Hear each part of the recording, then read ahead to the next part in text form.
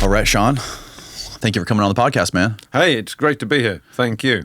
In sunny Seminole, Florida. Yeah, you came highly recommended from my friend Jack Murphy, who's been on the podcast before, and you guys are working together on a Substack project called The High Side. That's correct. Jack and I started this about little more than a year ago now. It's called The High Side. It's on Substack, so the web address is thehighside.substack.com, and it's really an outlet for our investigative reporting. Mm-hmm. Occasionally, we'll have a sort of a scoop that's very immediate, and we'll put that out. But our general rule of thumb is that it's got to be national security related, which in our case normally means it's either special operations or intelligence related.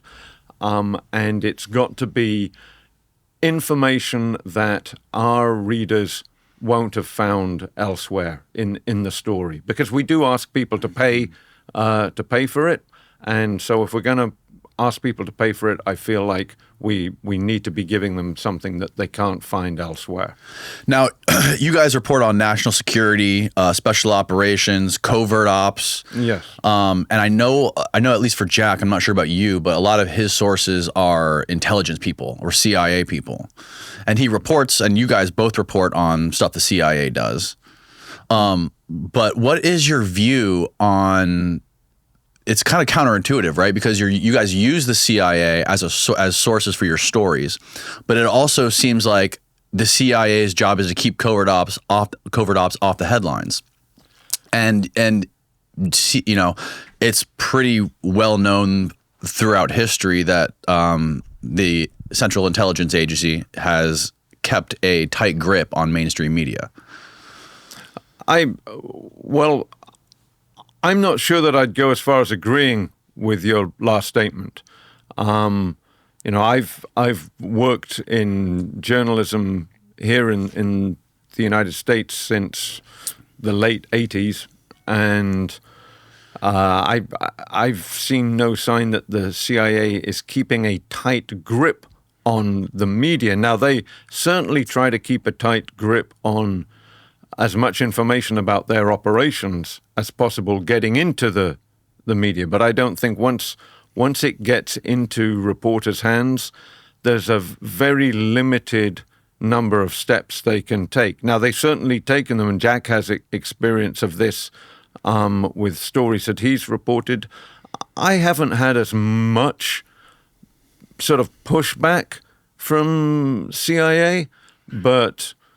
you know, we'll see. We're working on a number of stories at the moment that are, you know, are going to concern the CIA. I don't mean concern in terms of worry, but are going to be about CIA operations. So we'll see what happens. But you don't think they have a strong influence on mainstream media, like when it comes to Fox, CNN, New York Times, you know, these big outlets. If those outlets are about to report a story that the CIA, or frankly any other part of the United States national security apparatus is worried about, I mean, typically what will happen is the reporting team that's reporting the story goes to the CIA or to the White House or the National Security Council or, you know, the Pentagon, depends, you know, which exact organ of national security is involved,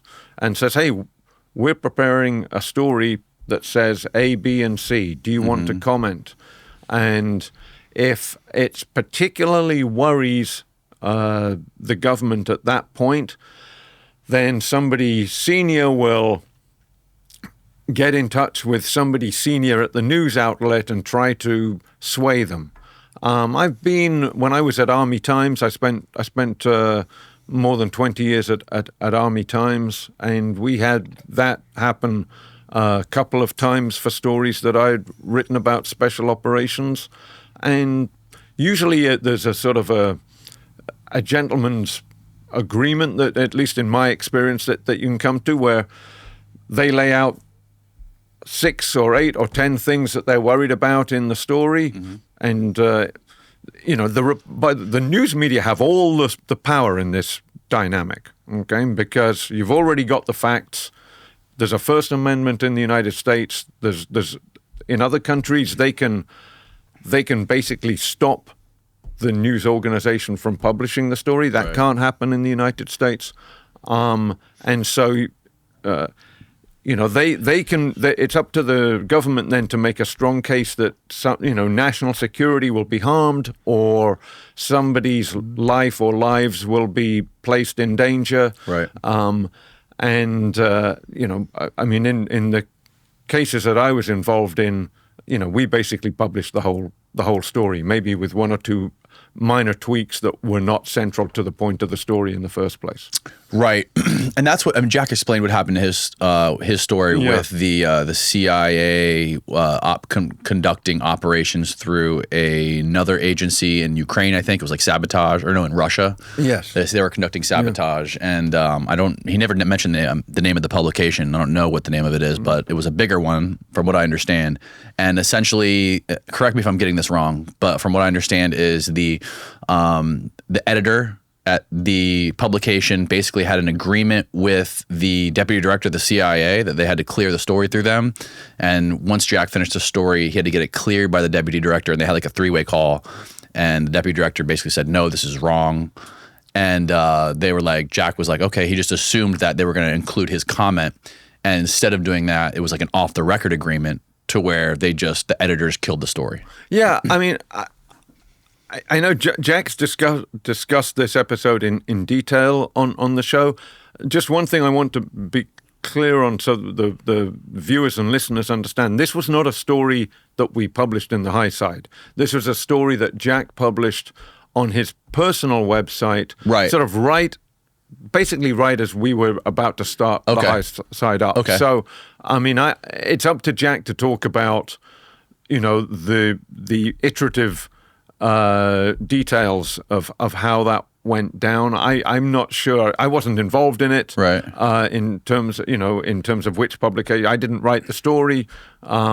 Jack, I do know Jack was very frustrated with how he was dealt with at 2 very well-known national publications. Mm-hmm. But beyond that, I'm a little reluctant to sort of get involved in that fight when I don't have first-hand knowledge of any of it.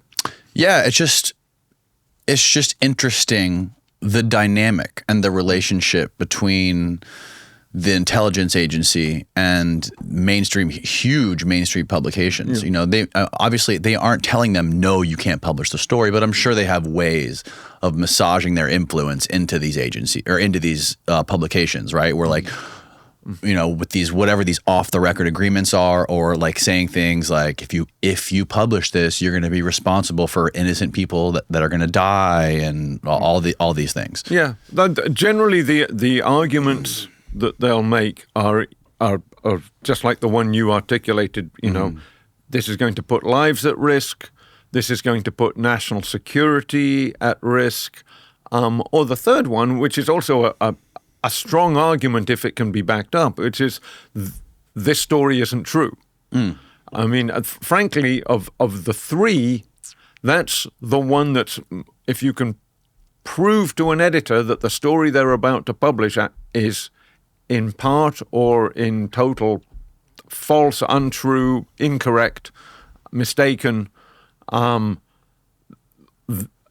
good editor doesn't want to have, and a good reporter for that matter, no good journalist wants to have any false information out there under their name or in their publication. Right.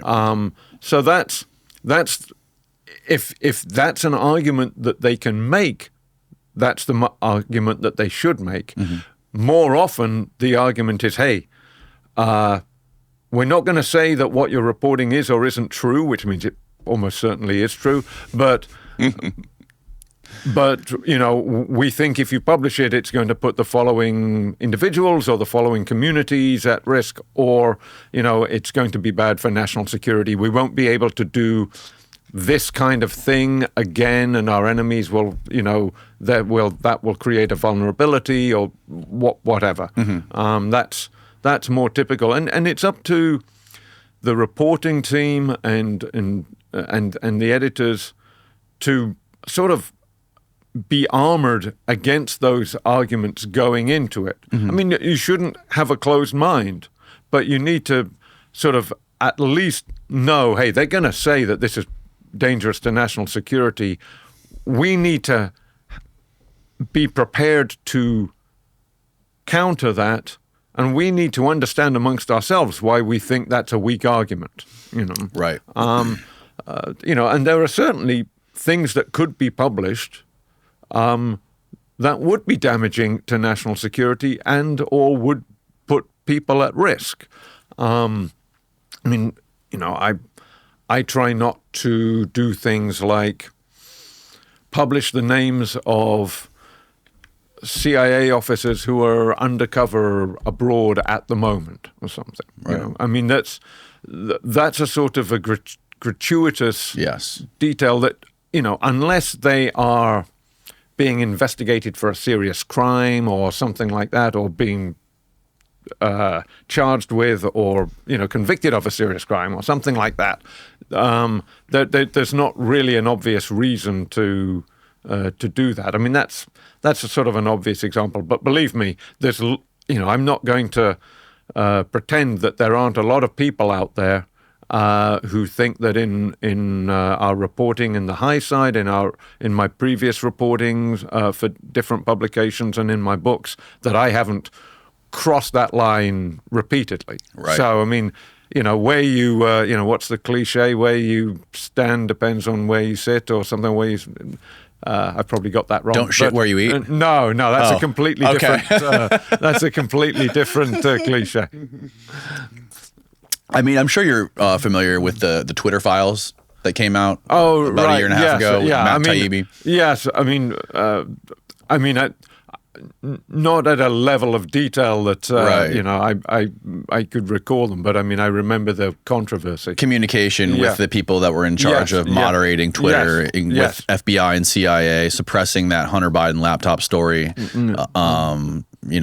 all that kind of stuff. Yeah, which is kind of like as hard evidence as you can get of the agency's meddling in the media, right? Well, I mean, meddling in Twitter, which is probably one of the biggest social media platforms on earth. Yes, yeah. I mean, my understanding, and I'm on very thin ice here in terms of the facts of that, but they were not saying to any news organization, you cannot publish this. I think they were trying to say there isn't much truth behind this. But like I said, there's no law in the United States that allows the government to step in and stop the New York Times or the Washington Post or Fox News, for that matter, from publishing a story, reporting a story publicly that the government just doesn't want reported. Right. I mean, that's what the First Amendment is all about. Yes. How do you navigate your sources for your stories? Like when you approach like your recent story, for example, the one on Kenya, and you talk to people, you interview lots of people for these stories. Some of them, I'm sure, are I don't know if they're active or formerly or inactive retired CIA people. Yeah. But how do you know whether to trust them or not? Well, that's a good question. First of all, you try to get as many sources as possible. So, if 3 people say something happened, that's strong. It's stronger than one person saying it happened. It also depends on what the it is. Is it plausible or implausible? If it's plausible, excuse me, I've got a slight scratch in my head here from the headphones. If it's a plausible thing, it's sort of human nature that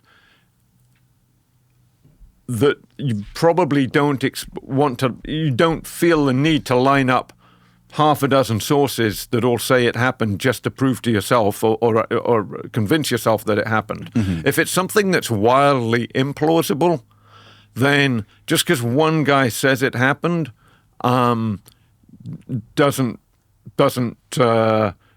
mean anything really. You've got to try to find as many pieces of evidence that it happened, and that can be documentary evidence, that can be human intelligence, if you like. That can be a human sources talking to you. I mean, sometimes it's not even something controversial.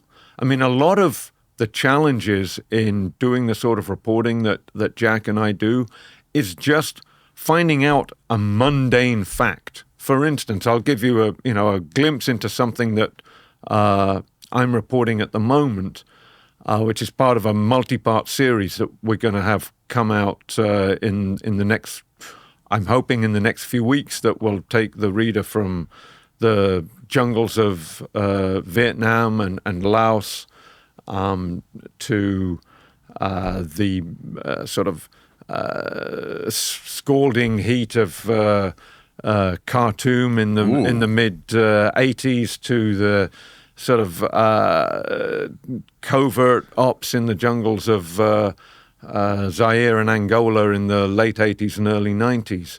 But one of the facts that I was trying to nail down was, when were the first Stinger missiles fielded to Angola's UNITA guerrilla army by the United States as part of a covert action program to help UNITA fight the sort of nominally communist government in Angola? And, I talked to people who had very close knowledge of this program. And, at least one of them was convinced that it was 88. Another one at first thought it was in the early 90s. And two or three others said it was 86 or maybe early 87. And the printed accounts at the time seemed to support the 86 date. But, I mean, you're talking to somebody who, I would be talking to, a former CIA officer who there's no controversy here. Nobody's got anything to gain by saying, it was 88 versus 86, right? It's just pure memory. Right. And some people are convinced that it happened in 88. Some people are convinced it happened in 86. And it's not even that central to the story, but as a reporter, I like to include as much detail as possible for my readers, because like I said, they're paying for it, and I want them to get stuff that they can't get easily in other places. But I also want those facts to be 100% accurate. And so it can be very frustrating when you're a reporter and you've got, equally reliable, honest individuals telling you completely different facts, even if the fact isn't that big of a deal. But that happens sort of again and again in reporting. A lot of, especially the stuff that Jack and I write about now, which is often historical in nature. Not everything is. I mean, we've had some very topical stories in the last year or so, driven by the Hamas-Israel war and action. What's going on in Ukraine at the moment. But when we get further back into history, I mean, another story I'm doing right now that we've sort of got. It won't be out for a while because it's going to take a lot of reporting. But I'm just trying to trace one individual's career. I'm trying to do that in the other story as well that I just mentioned. But this is a slightly different sort of story and bit more recent. And I've spoken to people who worked with the guy, and you ask them simple questions like, when did he retire? When did he move from this organization to that organization? And they were there at the time, and their answers are all over the are all over the page on that. So it trying to cover for him. No, I don't think so. There's always that possibility, but I think it's more that, when you're looking into something that happened 20, 25, 30 years ago, in this case, people's memories just get soft. I mean, the human memory is, there's countless scientific studies that show that it's just not that reliable. Right. We did a podcast with a guy like that recently who, it's funny, serendipitously enough, we had the podcast scheduled with this guy named Felix Rodriguez. Oh, yeah.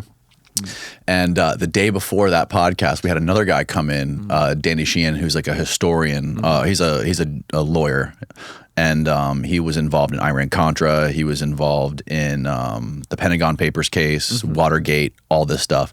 And he came in and gave us all this information on Felix Rodriguez and these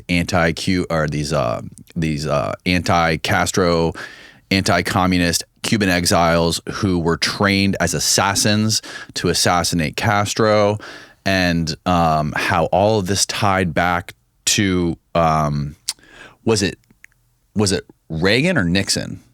I can't remember. But you remember? No, I don't remember. But anyways, I guess, his claim was that these same Cuban exiles that were originally trained in these triangular hit teams to take out Castro, he says the same guys were used to kill Kennedy.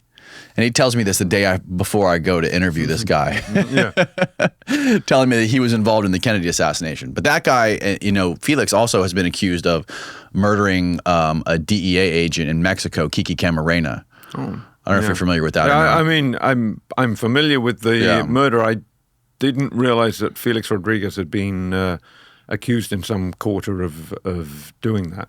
Yeah. There was a really good documentary that came out called The Last Narc, which was all about that, all about the DEA guys that were in Mexico that were somehow the guy Kiki Camarena got caught up in what was going on in Nicaragua and the CIA's involvement in training people in Mexico. And the claim is in the documentary that Kiki learned too much and he had to be taken out, and then he was tortured to death, basically, and murdered. And they claim that Felix was the one there. But that's neither here nor there. When it comes to some of your reporting that you're doing right now on some of the more topical things, the things that are happening in like Ukraine and Russia and in Israel and Gaza, what are some of the biggest stories that you're most interested in right now? Well, the one that got a huge amount of attention for us, drove a lot of subscriptions, was Jack did an excellent sort of deep dive, if you like, last fall into how Joint Special Operations Command, which is the command in the U.S. military that handles the most sensitive special operations missions, the so-called National Mission Force, had responded to the war between Israel and Hamas, and basically had flown a massive task force over to Cyprus to stage for possible hostage rescues and to otherwise assist the Israelis with what they were doing. There was a lot more detail in the story, but that's the sort of story that when we have sort of information that hasn't been reported elsewhere, and we're confident that in a competitive business like we're in, that it's going to stay exclusive until we hit the publish button, that we'll do that. I still think that's, in terms of how U.S. Special Operations Forces have responded to the Israel-Hamas war, that's easily the most detailed article that's come out. In the Ukraine case, if you recall, in fact, this was one of our first articles that we published on the High Side last year. President Biden made a trip to the Ukraine, and we basically sort of combined two strands of information into a fairly lengthy story. One was we knew that there was going to be some special operations support to a presidential visit like that, and we had some exclusive information on that, so we put that in. What do you mean by that, special operations support? Meaning like any time that the president goes to a war zone, there's a whole series of steps that get taken. Any president, and the Secret Service has a close relationship with, Delta Force from the Army and other, special, and Joint Special Operations Command that Delta Force falls under. And so we wrote about the support that was being provided on that trip.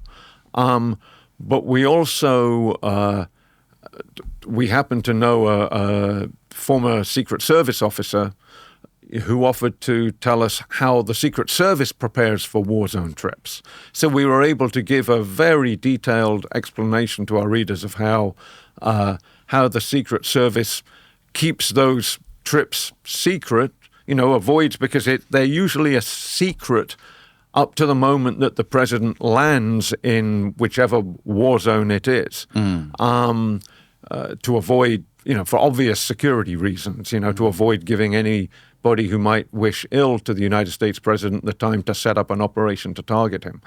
And so, there were some very interesting and in some cases amusing stories of how the Secret Service keeps those secrets, sometimes just from the other Secret Service agents who aren't read in on it and aren't part of the mission, and occasionally having to smuggle the president out of the White House in different vehicles and so forth. So, that's the sort of story we'll do that, I feel is value added for our readers. It's, we charge $5 a month to subscribe, which is, I think I'm on safe ground saying less than a lot of Americans spend on their coffee every day. That's right.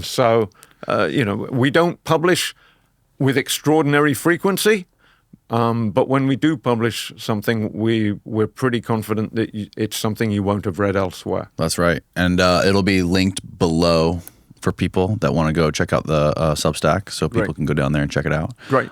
So can you give me some more details on that story with the Secret Service in Ukraine? Like how Ukraine it seems like it's kind of chaotic right now. And I know that, or at least I've read, that typically when presidents go to visit countries that are in war, they work closely with that country's intelligence services. Oh, sure. So how would that work in Ukraine? Well, I think I'm sure that that the folks that the White House and the Secret Service would be liaising with would be the most trusted, Ukrainian security force elements, and there'd have to be some. I'm not, privy to this, and I don't think really anybody is, but there's always been a concern with Ukraine that some of its intelligence services, and it's got a, as we do in the United States, it's got a variety of intelligence organizations, and that some of them probably more penetrated than others by the Russians. Right. So you've got to be careful who you're sharing information with and how closely held it's going to be. But there'd also be liaising with the U.S. Embassy in Kiev, which is obviously still up and running, and then the U.S. military and the U.S. Secret Service would have people in place well ahead of the visit, and we sort of run through how that has worked in the past in previous visits to war zones in the Middle East and Africa and so forth. Right. So, with the understanding that it probably hasn't changed much in the meantime. And when it comes to Israel and Gaza, what is how much special operations forces do we have on the ground there, working? I know we have quite a bit, but what have you learned about what's going on there? Well, when we published our story, which, like I said, was towards the end of last year, so I can't tell you what, we haven't reported on what's happening in May of 2024. But, okay. But JSOC, Joint Special Operations Command, deployed its what I understand to be its standard sort of task force headquarters with associated elements from the special mission units like Delta Force, like SEAL Team 6, with the sort of slices, as they would say in the military, of the 160th Special Operations Aviation Regiment and other units. And they went to Cyprus, to a military airbase in Cyprus, to stage. Now, in terms of on the ground in Gaza, I'd be surprised if there's any U.S. military on the ground. When we were reporting the story, it didn't appear to be that there were any. Of course, the U.S. military has, most of these organizations have liaison officers in Israel, and just as part of the normal course of business. And I think, the number of U.S. personnel in Israel was plussed up. But at the time that we reported the story, was plussed up, was increased slightly. Got it. But at the time that we reported the story, it didn't appear that there were, entire units being deployed to Israel. That may have changed. I don't know, but when we reported it, it didn't appear to be the case. Right. But they're special operators, though, like lots of. Yeah. This episode of the podcast is brought to you by Roan. If you're a fan of this podcast, you're already aware that I am one of the most stylish, best dressed people in the world. Not really, but when I do have to go to a fancy event, a dinner party, or even one of those fancy golf courses that makes you wear slacks and a collared shirt, my go-to is Roan. And it's because they fit the best, they're the most flexible, and they don't shrink or wrinkle. Roan's commuter collection is the most breathable, comfortable, and versatile set of clothing products known to man. Roan has clothing pieces for everyone and for every occasion. Whether you're one of those guys who likes to wear skinny pants on the tee box, or you like to wear a pink polo or a blazer, no matter what it is or what you're doing, they have a clothing piece for you that can be worn individually or mixed and matched with other Roan products. And their signature 4-way stretch fabric is breathable, flexible, and will work anywhere from your commute to the office to the 19th hole. This clothing is high tech. The commuter collection not only features their wrinkle release technology that is 100% machine washable, it's also treated with Gold Fusion anti-odor technology, so you can get more wears between washes and stay fresh all day long. And if you're like me, you probably don't have tons of extra time to go to the mall, try on tons of clothes just to bring them home and have them not fit anymore. And on top of that, all my other clothes are always wrinkled, not with Roan. So if you want to support this podcast, check out Roan today. It's roan.com/Danny, and you can get 20% off your entire order. It's spelled RHONE.com/DANNY for 20% off. It's linked below. Now back to the show. Yes, special operators. Yes. Right. Yeah. And so your recent story about the CIA extrajudicial killings in Kenya, when did this come about? So the killing that we sort of focused on was in 2012, but it was just earlier this year that a court in Kenya found it to be an unlawful killing. And it was conducted by a Kenyan unit called the Rapid Response Team. Right. But that was a CIA-trained and essentially created organization. So it's an organization that all of our reporting suggested did the bidding of the CIA. And why was this set up by the CIA? Because in the years after 9/11, as part of the so-called global war on terror, right? The CIA had a program. It was called the Counterterrorism Operations Program. I believe it's still going. And it basically allowed the CIA to create surrogate units, proxy forces in a range of different countries. The ones that we were able to identify are listed in the article. There's one in fact, we couldn't even get the source tell us which country it was, but it was in South America, in the tri-border area of South America. And the other country, I believe, was I don't have the story in front of me. I think, and Jack wrote it, and I sort of edited it and added some quotes from one of my former CIA sources, but it wasn't on this topic. I believe it was Thailand, but I could be wrong about that. Maybe you can fact check that while we're on the air. Yeah. What should he search for to find that? The Kenyan story. That we just type in Kenya CIA high side. You'll be able to find it. Yeah, and I think you had it up a minute ago, Steve. Yeah, and somewhere in there it says that there are, in addition to Kenya, these teams. I mean, we think the teams were stood up in a good number of countries, but the couple that we were able to, if you click on that. Using there you go. If you've got Danny's login, you're gonna have to. It's all right. I do not. So the CIA set up this rapid response team in Kenya, and the purpose of it was counterterrorism operations. Yes, yep, and basically the Horn of Africa, especially Somalia.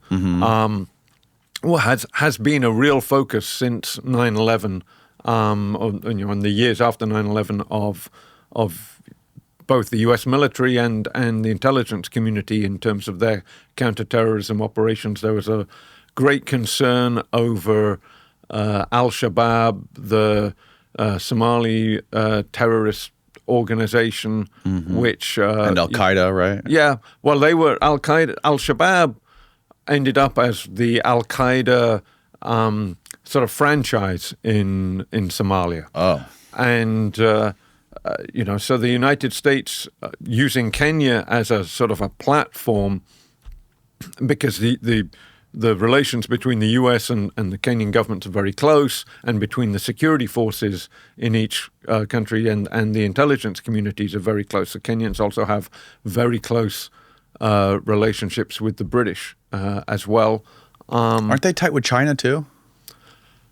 I don't think they're as tight with China as they are with the United States and the UK. Yeah, I know that they're doing the whole Belt and Road thing, and China's investing a ton of money in those countries. Yeah, I mean some in Djibouti certainly, on the other side of Somalia. But they were using Kenya as a sort of a platform, but also they wanted to both strengthen the Kenyan security forces in case this sort of Islamist trend surged south into Kenya, which it started to do, and at the same time use Kenyan forces as, in Somalia as, quote unquote peacekeepers, but, to a degree those were forces that were going to get in fights with Al-Shabaab. And all of that meant that the CIA had a sort of from its perspective, a vested interest in developing units in Kenya that did basically what the CIA told them to do. So they were training guys in Kenya in the United States. Yes, yep. They brought. They brought U.S. guys over. In fact, the photograph that you've got on the screen there is, I believe. Okay, a couple white guys. I believe those guys. I think that photograph might have been taken in the United States. Yeah. You can't confirm nor deny, though. So, wow. So we brought guys from Kenya over here to train them. Yes. Yes. Wow. Like train them at CIA, like at the CIA's training headquarters. Well, I mean, there's various training facilities that they can use. They can use CIA training facilities, and there's obviously other, military training facilities that are far off the beaten track. So where these guys got trained, I can't immediately recall. Right. But the CIA has, in addition to its well-known farm facilities, it's called the farm down in Camp Peary, Virginia, which is a fairly sprawling fairly sprawling site. I've heard stories. Yeah, but it's also got a site in the Carolinas as well. And I suspect probably others, in different parts of the states. So their essential goal was just to capture and take out as many of these terrorist people as possible in Kenya. Yeah, I mean I suppose that's right. It was to use these guys to go after terrorists that the United States and or the British and or the Kenyans had developed intelligence on to suggest, this guy is, an Al-Qaeda guy or an Al-Shabaab guy or what have you. And in Kenya, unlike, say, some other Western countries, there was clearly a feeling that there would be fewer questions asked if these guys were just killed. What ended up happening, though, in the case that we wrote about, was that one of the guys that they did this to, one of their targets, turned out to be the wrong guy. They got it. A human source, made a mistake, led them basically to the wrong apartment. They kicked in the door of the apartment. The guy and his wife tried to, escape through a bedroom window, and they killed them in their backyard. Well, they didn't kill the wife. I'm sorry. They shot the husband. They shot the husband, and he collapsed onto the wife. And she played dead, so they didn't kill her.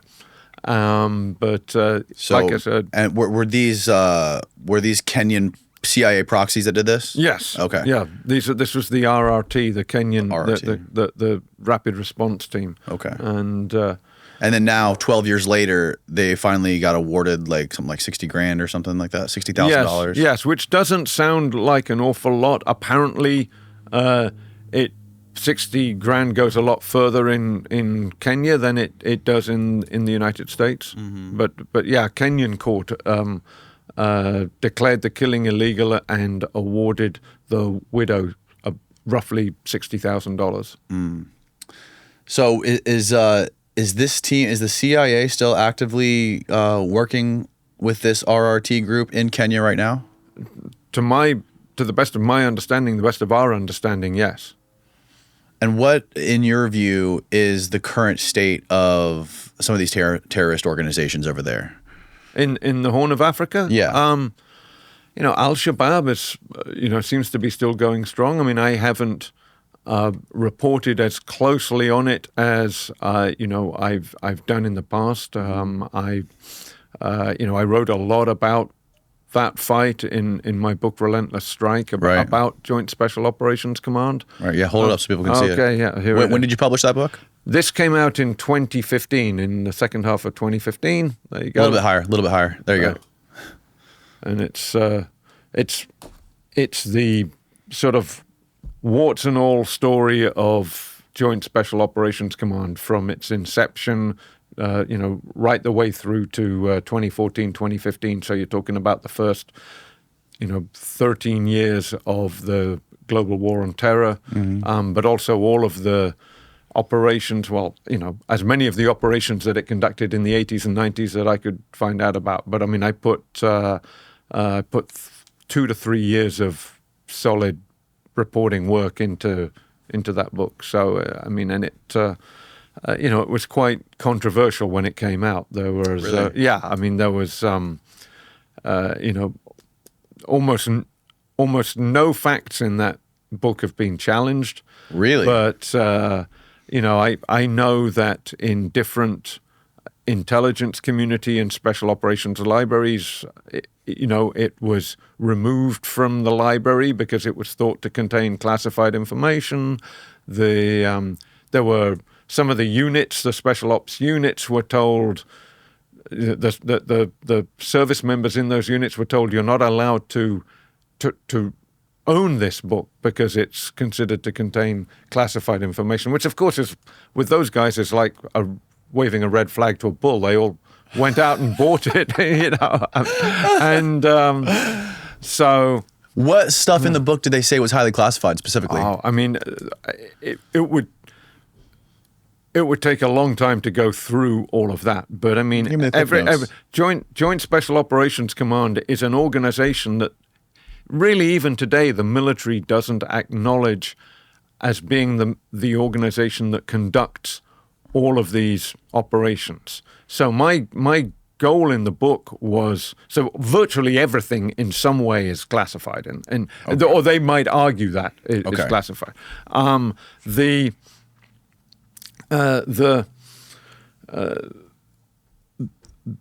way that I approached the book was to just try to imagine a reader who's interested in current events and is familiar that a certain slew of things happen. They know that Saddam Hussein was captured. They know before that, if they were following the course of the Iraq War in the early days, that Saddam Hussein's sons were killed in a shootout. They obviously know that Osama bin Laden was killed. Some people would dispute that. Yeah, they'll know that certain hostage rescue operations were conducted, some successfully, like sort of Captain Phillips in off of Somalia, and some less successfully. And those are the tips of the Joint Special Operations Command iceberg. And so I wanted to show them the iceberg. Here's the history, not just of those operations, not just of the campaigns that led to those operations, and not just of the individual units that conducted those operations, but the overall headquarters that has been running them. And I think the book has stood up pretty well, since it was published. Now, after 9/11, is that when the Title 50, right? The assassination law came into place, or because I'm very fuzzy on this, but I know that before 9/11, we had people over there in like Khartoum that were stalking bin Laden, right? Like particularly we had a guy, Billy Waugh, and a couple other guys that were like right across the street taking photos of them. Could have taken them out easily, but we couldn't legally do it. But after 9/11, something changed where. Well, I'm sorry, I didn't mean to. No, go ahead. My understanding, and I am not a lawyer, but Title 50 is the part of the U.S. code that covers the CIA and its intelligence operation. So it's not something that new that came along after 9/11. If you're going to conduct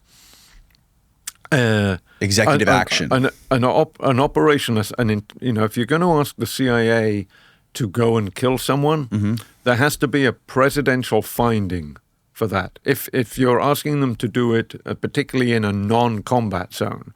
So if you want to kill somebody in Sudan, where the United States is not at war, there has to be a presidential finding signed by the president, usually briefed to the so-called Gang of Eight, which is a sort of the top intelligence committee and congressional leaders, the leaders of and ranking members of the intelligence committees in the House and the Senate, and the ranking the leader of the House, the leader of the Senate, and their counterparts from the opposition. Right. I'm not an expert on what Billy Waugh went through, but the way you've laid it out to me would suggest that there wasn't a presidential finding signed saying you can go and kill Osama bin Laden if you have him in your sights.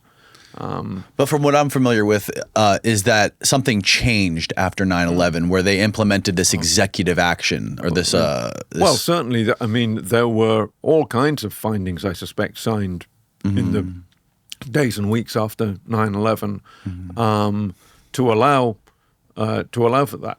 Obviously, Osama bin Laden was killed in Pakistan by U.S. forces. They were U.S. military forces, but they were operating under Title 50 authorities. They were CIA, right? But they were... Well, they were SEAL Team 6 and the 160th Special Operations Aviation Regiment, but they were for that officially mission. under the authority of Leon Panetta, the director of the CIA. Right. So it could be legal. Yes, even though it was really a JSOC mission, it was being conducted. The moment that they sort of crossed the border into Pakistan, they came under the sort of Title 50 authorities.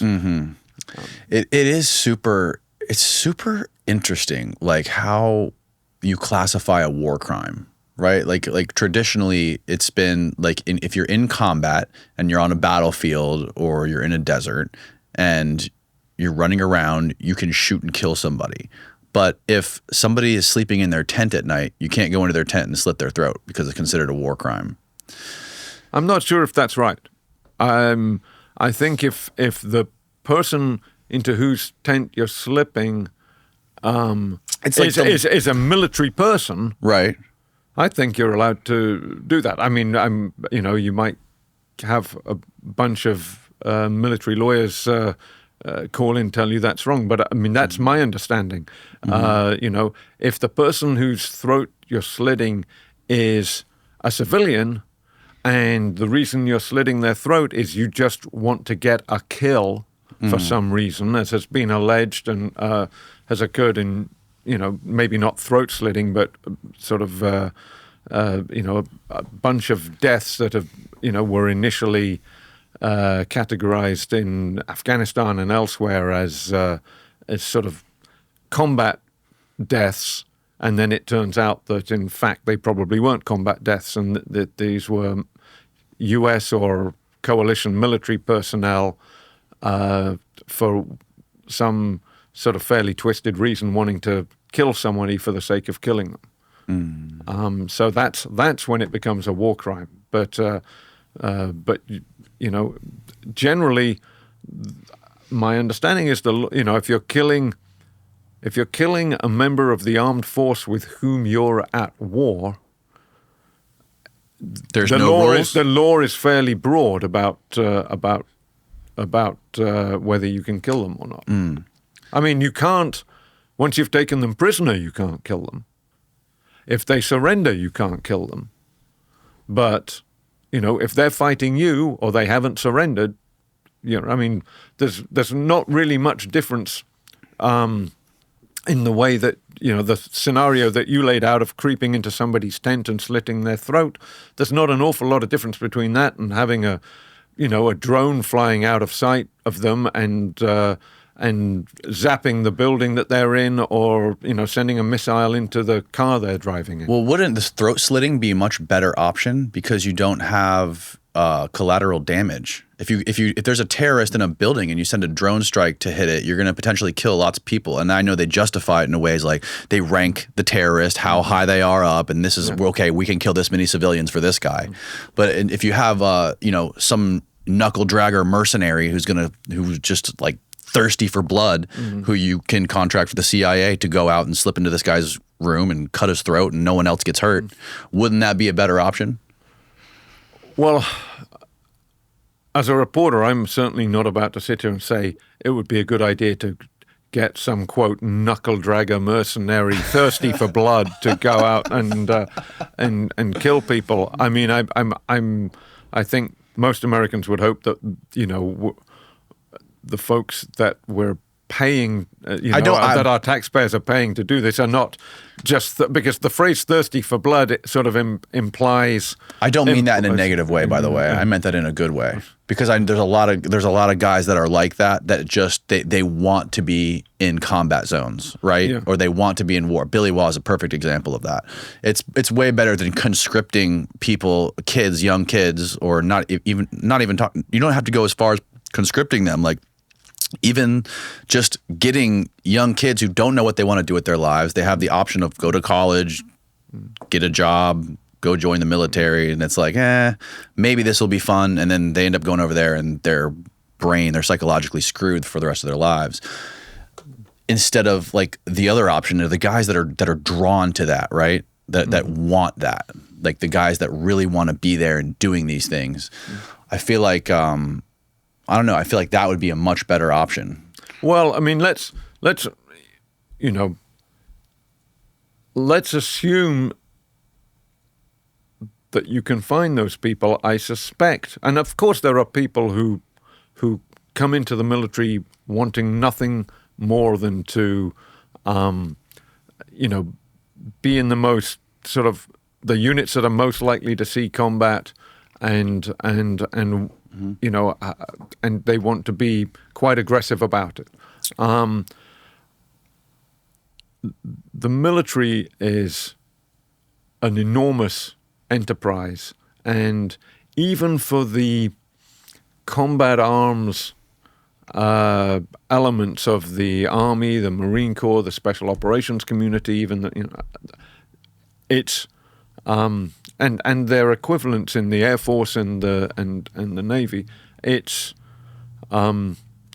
doubtful that you can that there are enough folks coming into the military with that mindset to fill every single billet of those units. I mean, as you're probably aware, I don't know whether you've talked about it on the show before, but I mean, the military's spent the last 2 or 3 years in a recruiting crisis. Right. And, there are lots of factors behind that. But one of them is that only roughly 1 in 4 of, 18 to 25, I think, year-old Americans is actually qualified to join the military from the point of view of physical fitness, health, and not having a particularly criminal background, and so forth. That's before you start dividing that up amongst so-called what the military calls propensity to serve, which is how interested are those individuals going to be in serving in the military. Right. Only a quarter of the sort of the, if you like, the target audience for military recruiting ads, or only a quarter of the age group is even qualified. And then you've got to find the ones who want to serve there.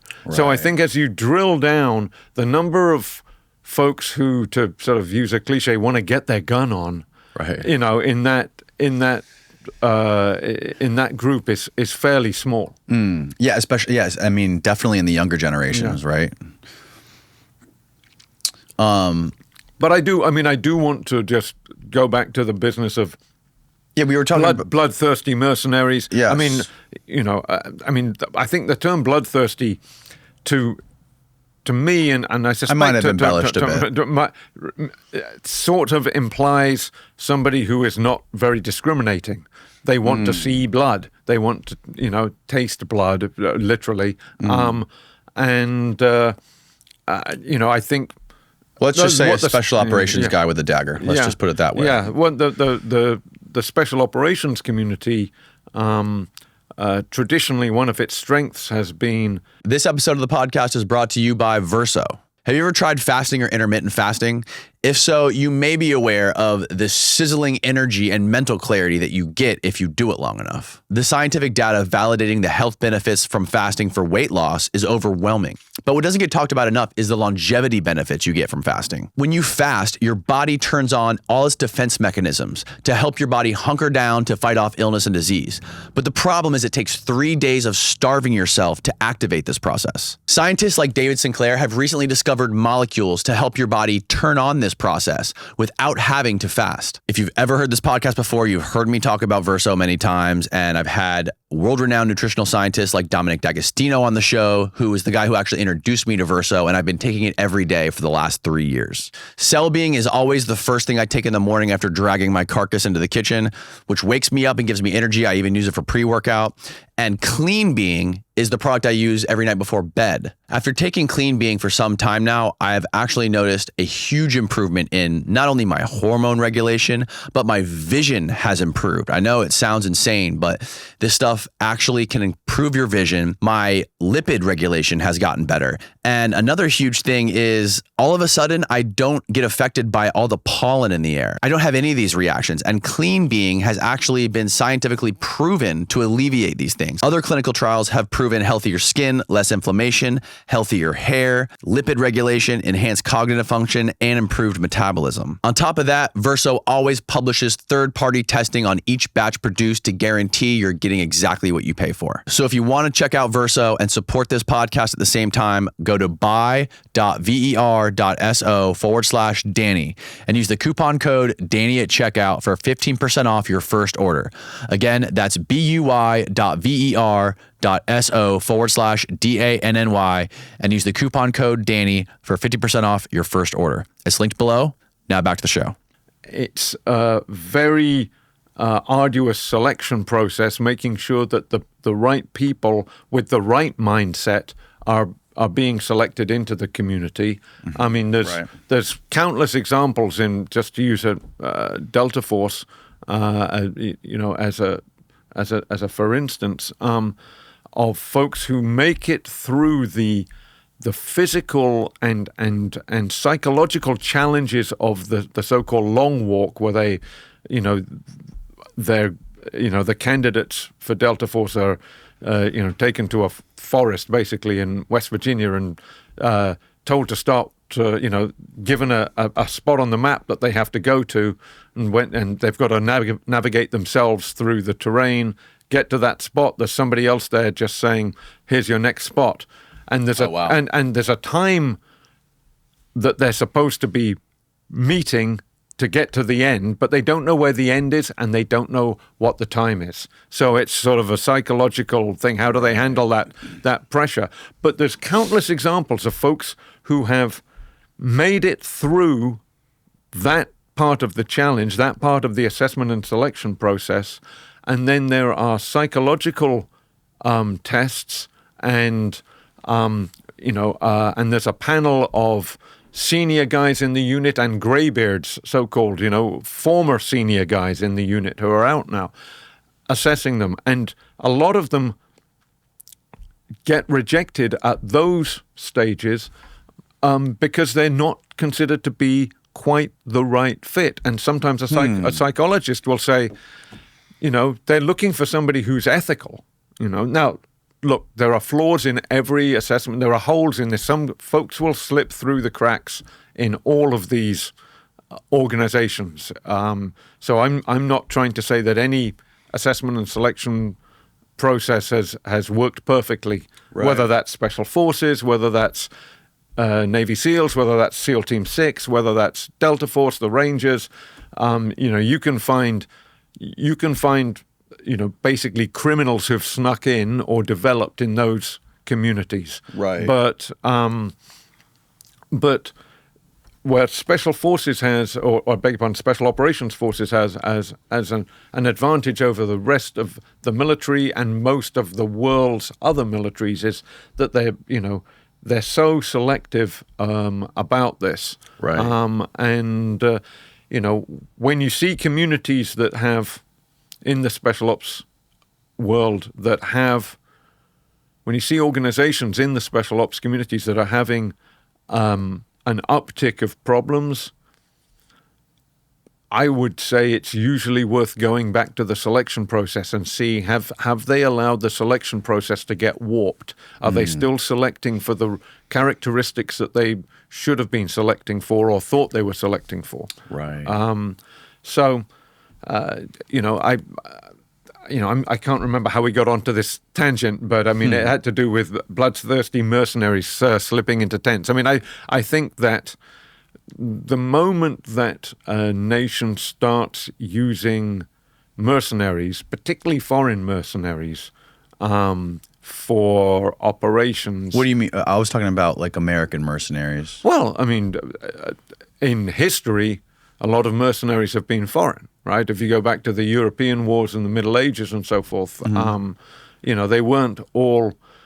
they didn't all automatically answer to the head of state for whom they were fighting. That's why they had to go out and that country or that kingdom or principality had to go out and hire them to fight for them. I mean, that was the sort of the definition of a mercenary. And, I think that,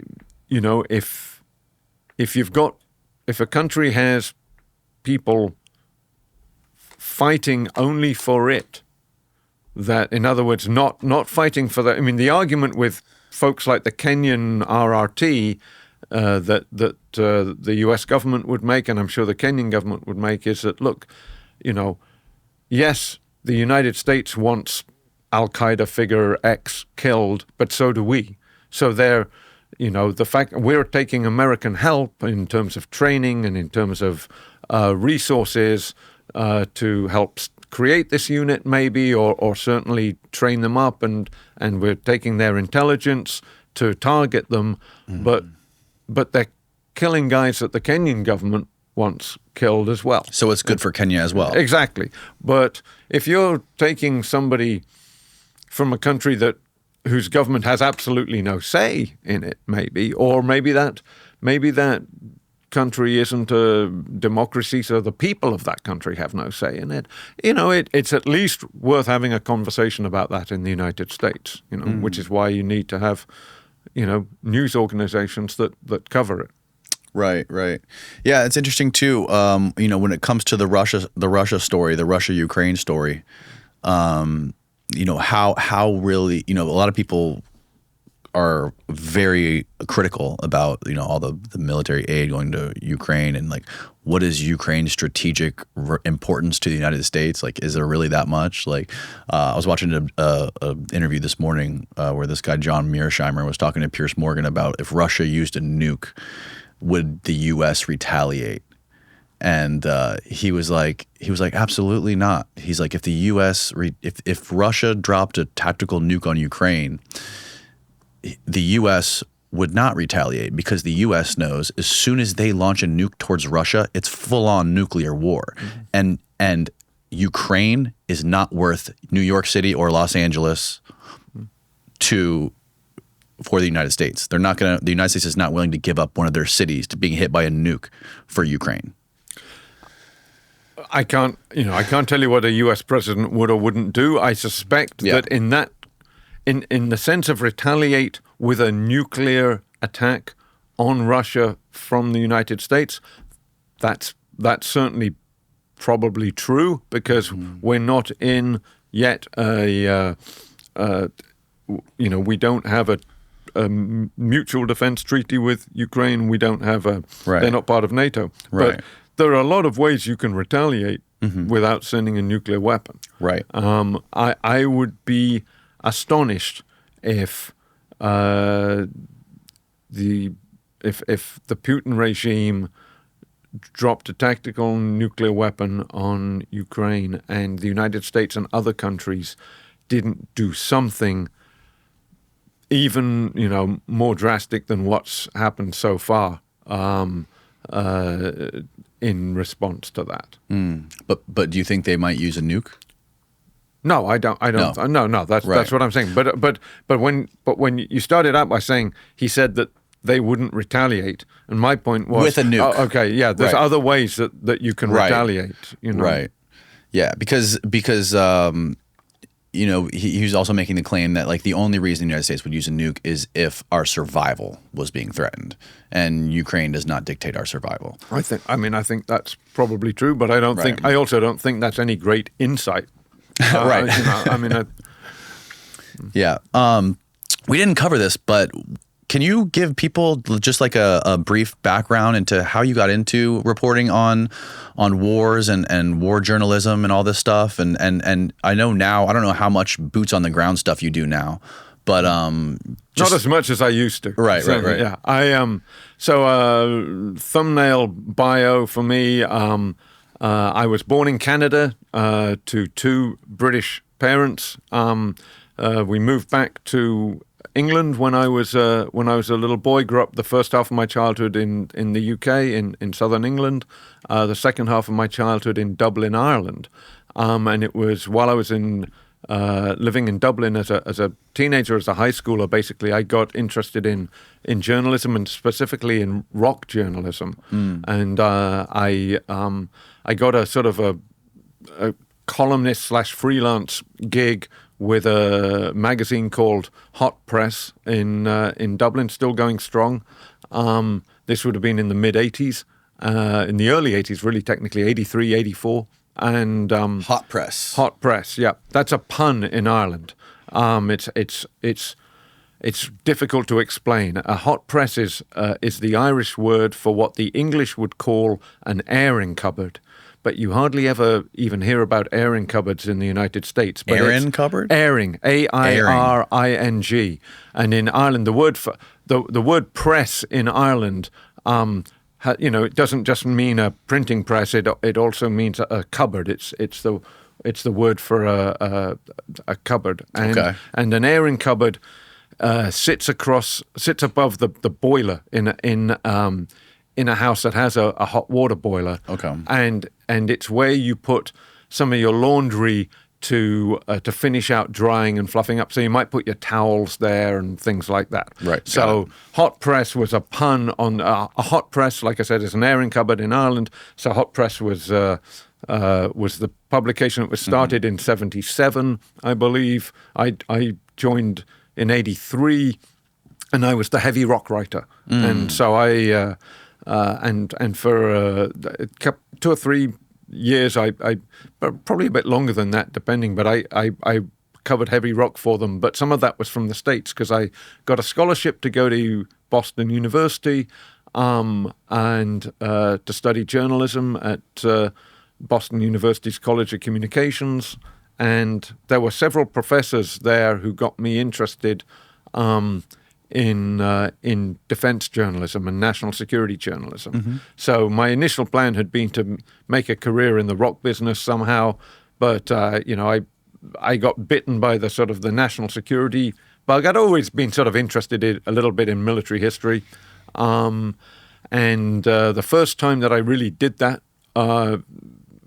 was in the summer of 1987, which was the summer between my junior and senior years in college. I went out to the border of Afghanistan, Pakistan, specifically to the city of Peshawar in what was then called the Northwest Frontier Province of Pakistan.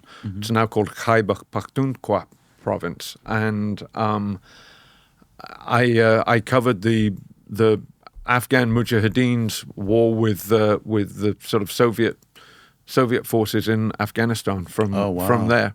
And that was a terrific summer. I had some real adventures. I got to, I spent a part of a day drinking tea in his compound in Miram Shah up near the Afghan border with a guy called Jalaluddin Haqqani, who was basically the head of what later became known as the Haqqani Network, of the Haqqani Group.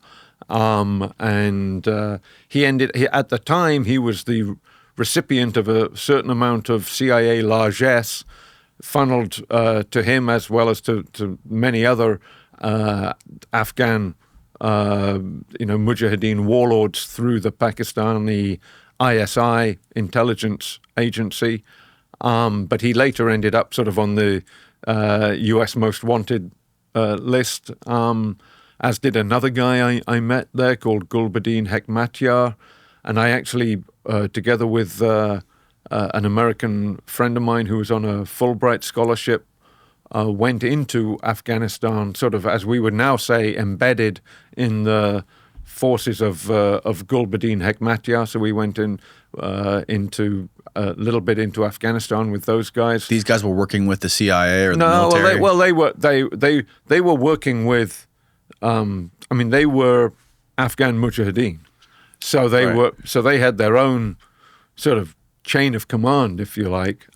We didn't see, to my knowledge, any CIA operatives with them. That were very, my understanding of that war is very few CIA officers actually went into Afghanistan. Okay. A lot of the business of the covert aid program that was being funneled to the Mujahideen, it was funneled through Pakistan's Inter-Services Intelligence Agency, and that gave Pakistan an enormous amount of leverage with the Mujahideen groups and an enormous amount of say about who in the Mujahideen groups got what and how much they got. And the result was that they gave those groups, they gave the more fundamentalist Pashtun-oriented groups the most of the largesse, because the ISI has always favored the Pashtuns and the fundamentalists in Pakistan. So I did that. I graduated in '88. Boston University had a Center for Defense Journalism, which it had created in the meantime. They gave me, after I did 6 months reporting for a local paper in Boston, in the suburbs there, and then I went back and got a master's degree in international relations with a focus on national security stuff, courtesy of Boston University. And then I came down to Washington looking for a job covering the military and national security, and perfect job happened to open up at Army Times, which is an independent publication that covers the U.S. Army. And I fell into it, and I was just in my element there for years. I covered. I had various beats, but they all focused on either warfighting or the leadership of the service. So I would go out to the training centers and embed in units that were going through training. I would go to the real-world operations, and embed in units. I was in Somalia in 92, parts of 92, 93, 94. I was in Haiti in the mid-90s, then into the Balkans in the mid to later 90s with the U.S. peacekeeping forces there. And then, of course, 9/11 happened, and I was in, I spent January through May of 2002 back in Afghanistan. Wow! And I was fortunate enough to be embedded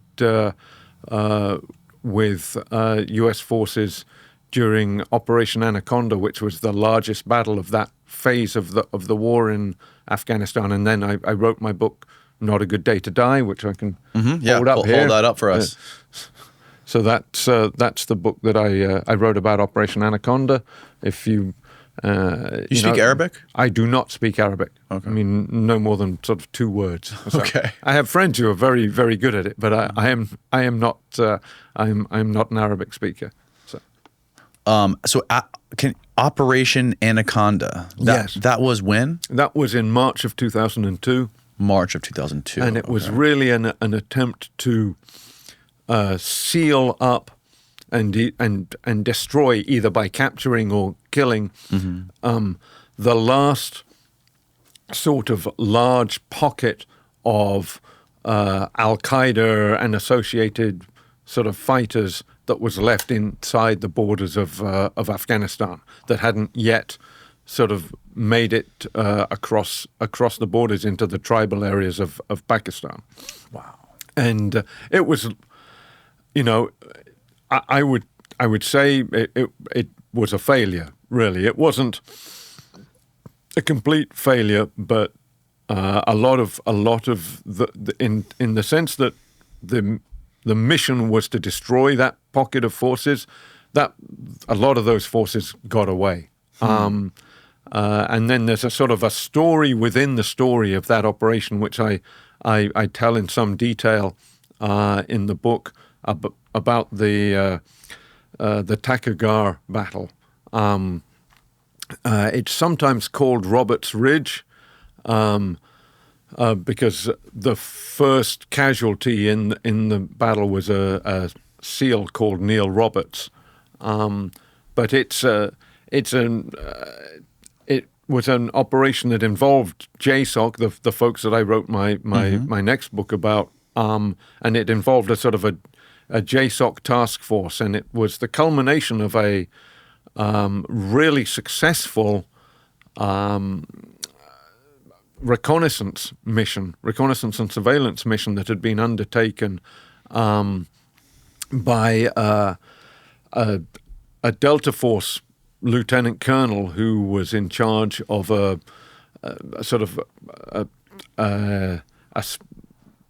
basically of what are called Advanced Force Operations, or AFO, for the JSOC task force, and he was able to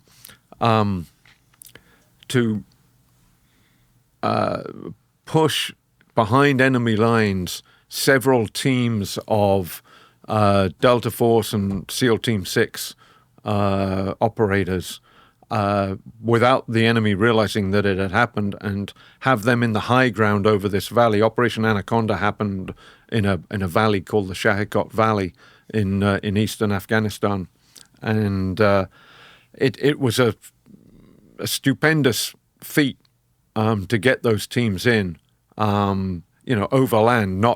They deliberately avoided flying them in on helicopters because that immediately lets the enemy know that something's going on. Right.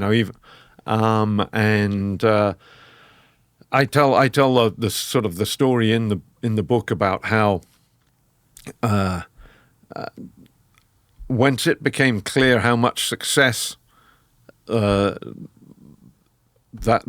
officer, his name is Pete Blaber, had in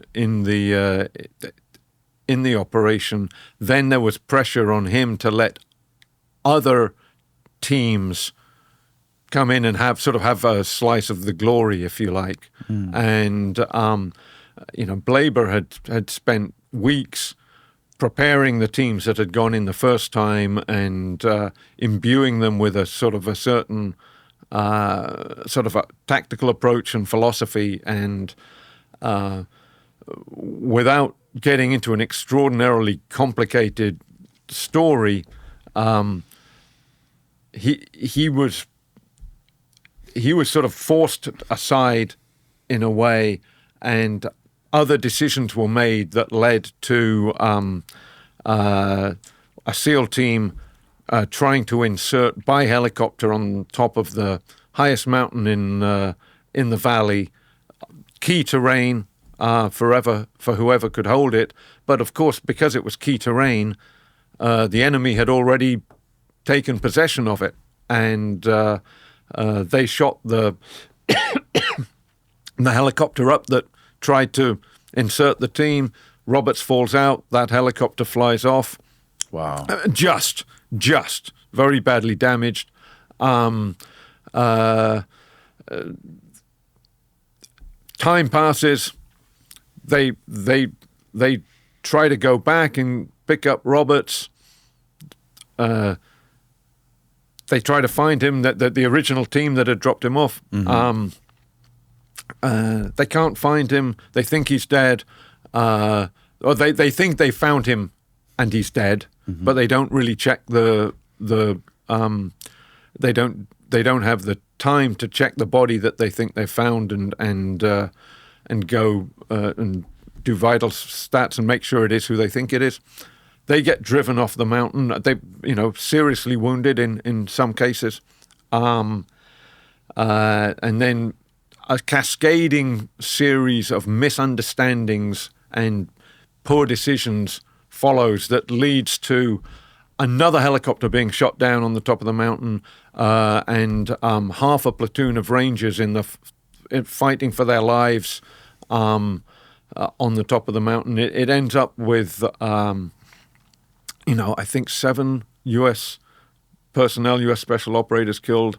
An incredibly controversial episode in recent U.S. special operations history, because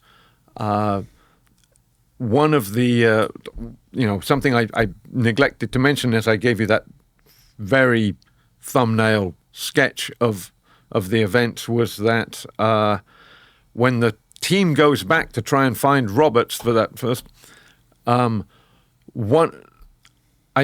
got that slightly confused. They can't find Roberts, they think. They can't find him. but one of the team, their Air Force attachment, the guy that is supposed to call in airstrikes and so forth, is shot. They think he's dead, and they can't. They're under a hellacious hail of fire. They have to get off the mountain, and they leave him behind. They leave what they think is his corpse behind. But later on, a predator that shows up over the mountain, a predator drone, captures a video of a two-person gunfight going on the top of the mountain. One individual maneuvering on another. And this is at a time when no Americans are supposed to be alive on the mountain, because they later realize, they later find, when they finally collect, everything off the top of the mountain, they find the bodies, they find Neil Roberts' body, and they realize that he was killed very soon after falling out of the helicopter.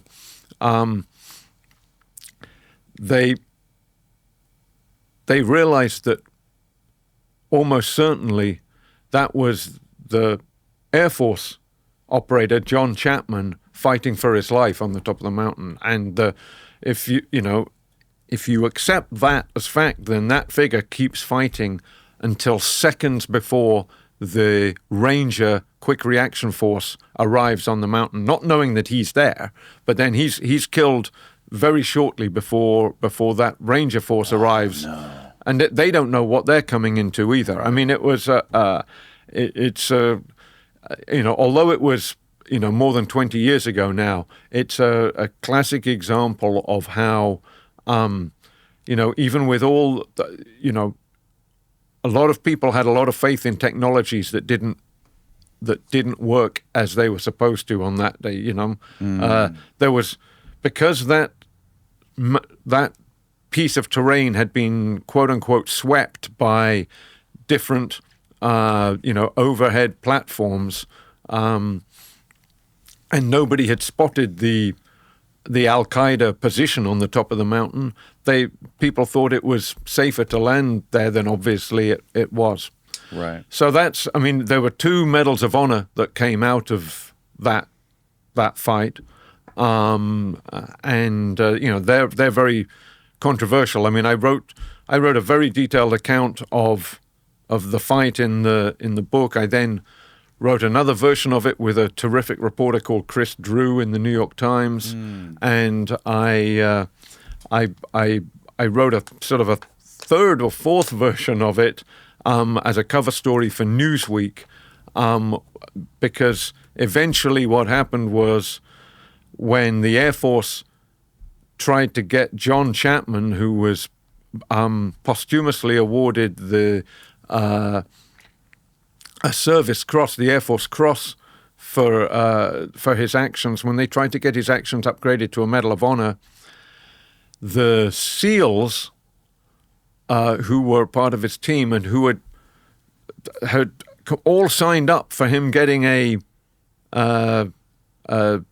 Service Cross, an Air Force Cross, basically wouldn't sign the statements that were required to be signed to get his cross upgraded. So the Air Force went that way alone, and in the meantime, the SEALs tried they successfully got a Medal of Honor for the leader of the team that Chapman was part of, that went back to the mountain looking for Neil Roberts.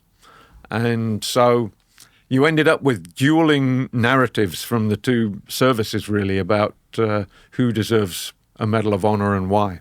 Wow, man. So that's, I'm sorry we got sort of sidetracked in Afghanistan, but basically for the next 10 years after 9/11, I went to Afghanistan, embedding with U.S. forces in Iraq. I was embedded with 3-7 Cav for the invasion of Iraq. And are you, when you're embedded, what are you doing? Are you filming? Are you taking photos? Are you just writing? No, I mean, these days, the sort of 20 years younger version of me would probably be filming with his iPhone or something, okay, but didn't exist back then.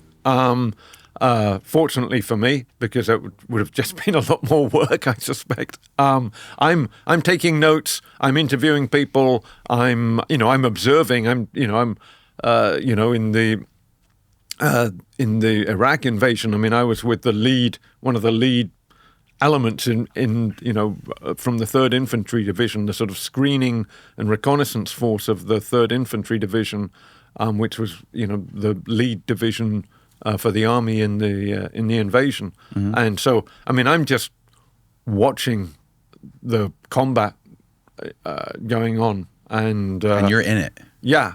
I mean, you're in it. I mean, look. I mean, I don't want to make too much of that. I was in a cavalry squadron that was enormously well equipped, very well trained, extremely well led.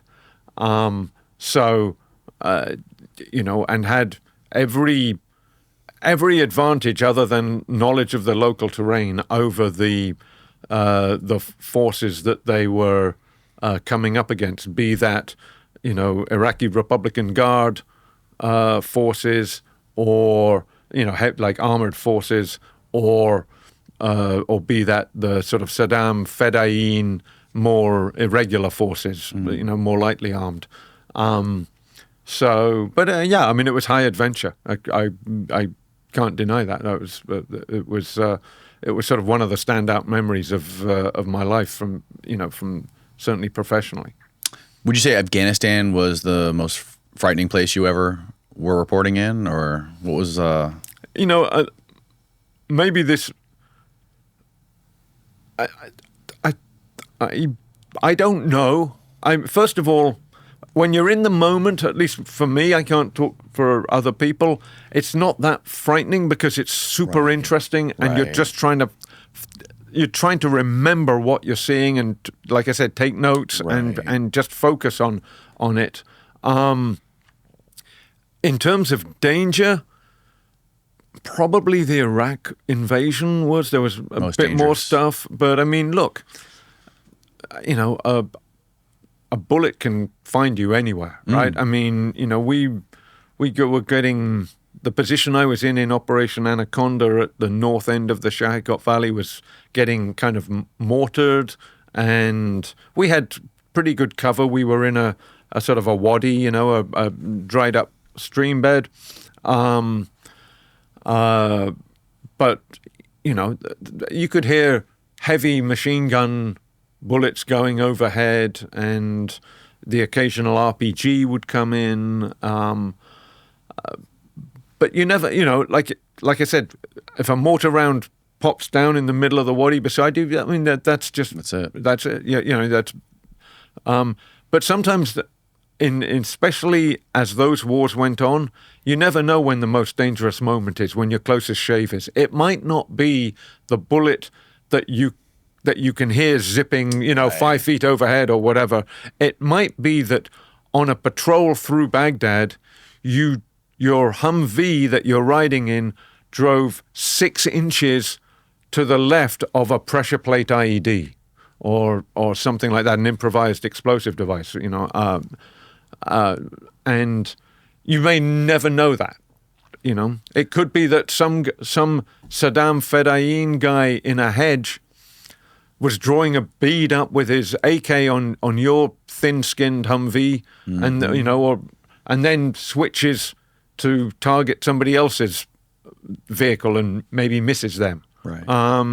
So you never know. I mean, I've had some great adventures. There are other reporters who have been have had much closer shaves than I have, and tragically, some of them, haven't been close shaves. I mean, we've had, reporters and photographers killed and wounded. And so I certainly don't want to suggest that my experience for embedded reporters is anything out of the ordinary. I just always felt extraordinarily fortunate to be, an eyewitness to history, to be able to have that opportunity to be with the, one of the first units in the Iraq invasion and see. I mean, I saw a tank battle.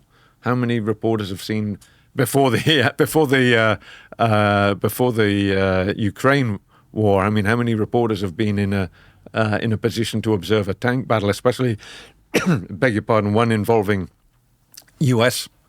forces? Where was the tank battle? It was south of Baghdad. Oh, wow. And where did Iraq get their tanks? Do you know? Yeah, they're Soviet. They're Soviet tanks? Yeah, they were Soviet-designed tanks, yeah. I mean... We just had a guy on the podcast a couple weeks ago who was explaining to me, he was explaining how the Soviet tanks in the Russia-Ukraine conflict, there's a big problem with them. They're like the pops are blowing off the tops of them. Yeah, I mean, that's... I mean, I don't think that's unknown. I mean, you could have walked through the battlefields of the Kuwait War of the U.S. And coalition war to drive the Iraqis out of Kuwait in 1991, and you would have seen T-72s looking just like that. With the if there's enough of an explosion in the hull, it pops that turret off, and the turret just goes spinning. Right. So yeah, I mean they are what they are. I mean the Soviets and the Russians have always preferred quantity over quality, and they've got as you can see in the way that they've approached the Ukraine war, they're willing to expend an awful lot of human life for what we in the United States, if it was us, might view as marginal gains. So. Yeah, and they're even emptying. I heard they're even emptying their prisons for people to fight. Well, they've certainly got prisoner battalions, that they've created.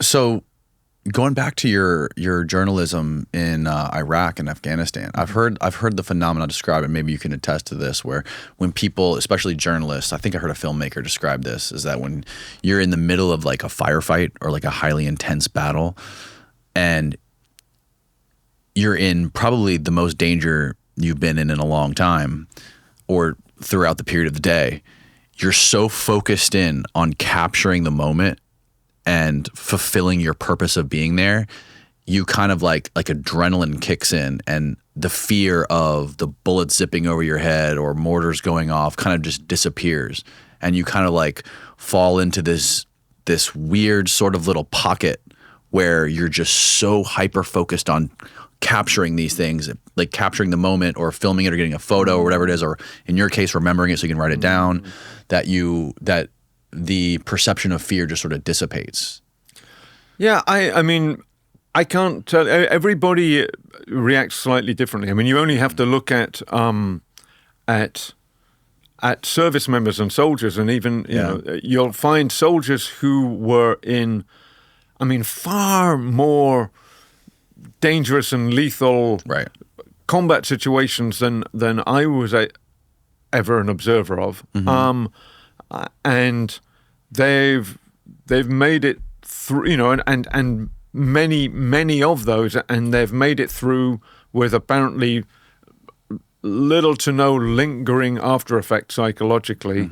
And then you've got folks who never left the base that they were stationed on, the FOB, the forward operating base, as they were called it during the global war on terror, and have PTSD somehow. Right. And I mean, I'm not trying to diminish their PTSD or whatever. My point is that everybody reacts to risk and certain situations differently. So I don't know how much adrenaline was coursing through my system at the time. I just and look, again, it's not like I was in a situation where everybody around me was getting shot.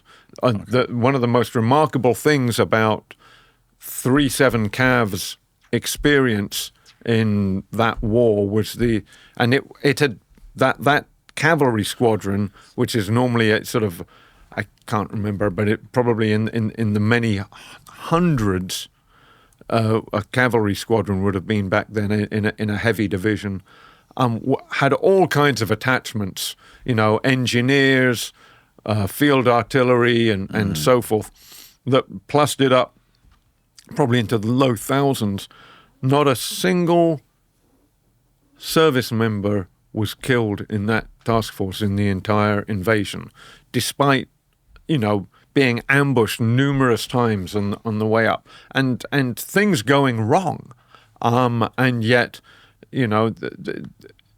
through dint of the factors I was outlining earlier, very well led, very well trained, very well equipped, highly motivated, and lucky.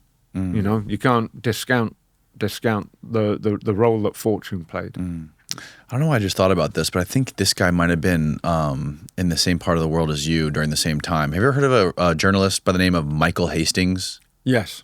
The Rolling Stone reporter? Yes. Did you ever meet him? But he's passed away now. I know. Yeah. Yeah, that story's pretty wild. Yeah, I have a feeling he and we certainly, I don't think, met downrange anywhere that I remember. I might have been at one or two events with him, but I'm trying to think. I don't want to say that we never spoke in case somebody observed us speaking, but I don't have a memory of that. Right. And maybe you can fill in the blanks for me here, but from what I recall, he wrote a story that I guess he was in Afghanistan, if I'm not mistaken, and he was embedded there with some people, and then there was a volcano or something that made them have to stay there. He, and look, I'm not an expert on Michael Hastings, but I remember the episode. Yes. He embedded with the entourage of General Stan McChrystal, who was the coalition commander in Afghanistan at the time. And Stan McChrystal. Yeah, who plays a big role in this book, but he had been the JSOC commander before, which is how he basically made his name as a general. Okay. But as a 4-star general, he was running the war in Afghanistan. This is him. Yeah. Okay. And looks like a mean dude. Yeah. Hastings had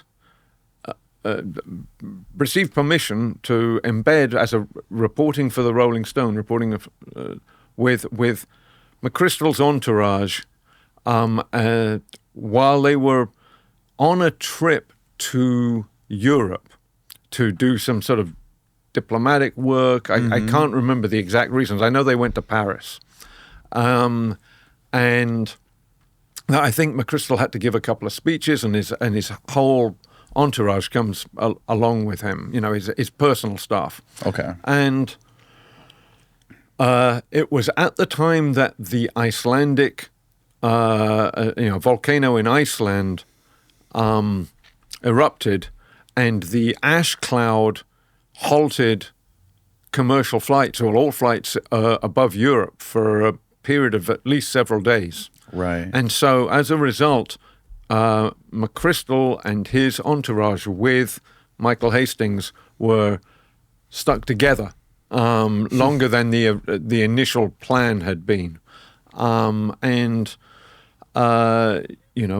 are, accounts vary on this, but, I think I'm on solid ground saying that the entourage grew comfortable around Hastings. There may have been some misunderstandings or differences of opinion as to what the ground rules were. I wasn't there, so I can't tell you what they were. The story that he wrote for Rolling Stone was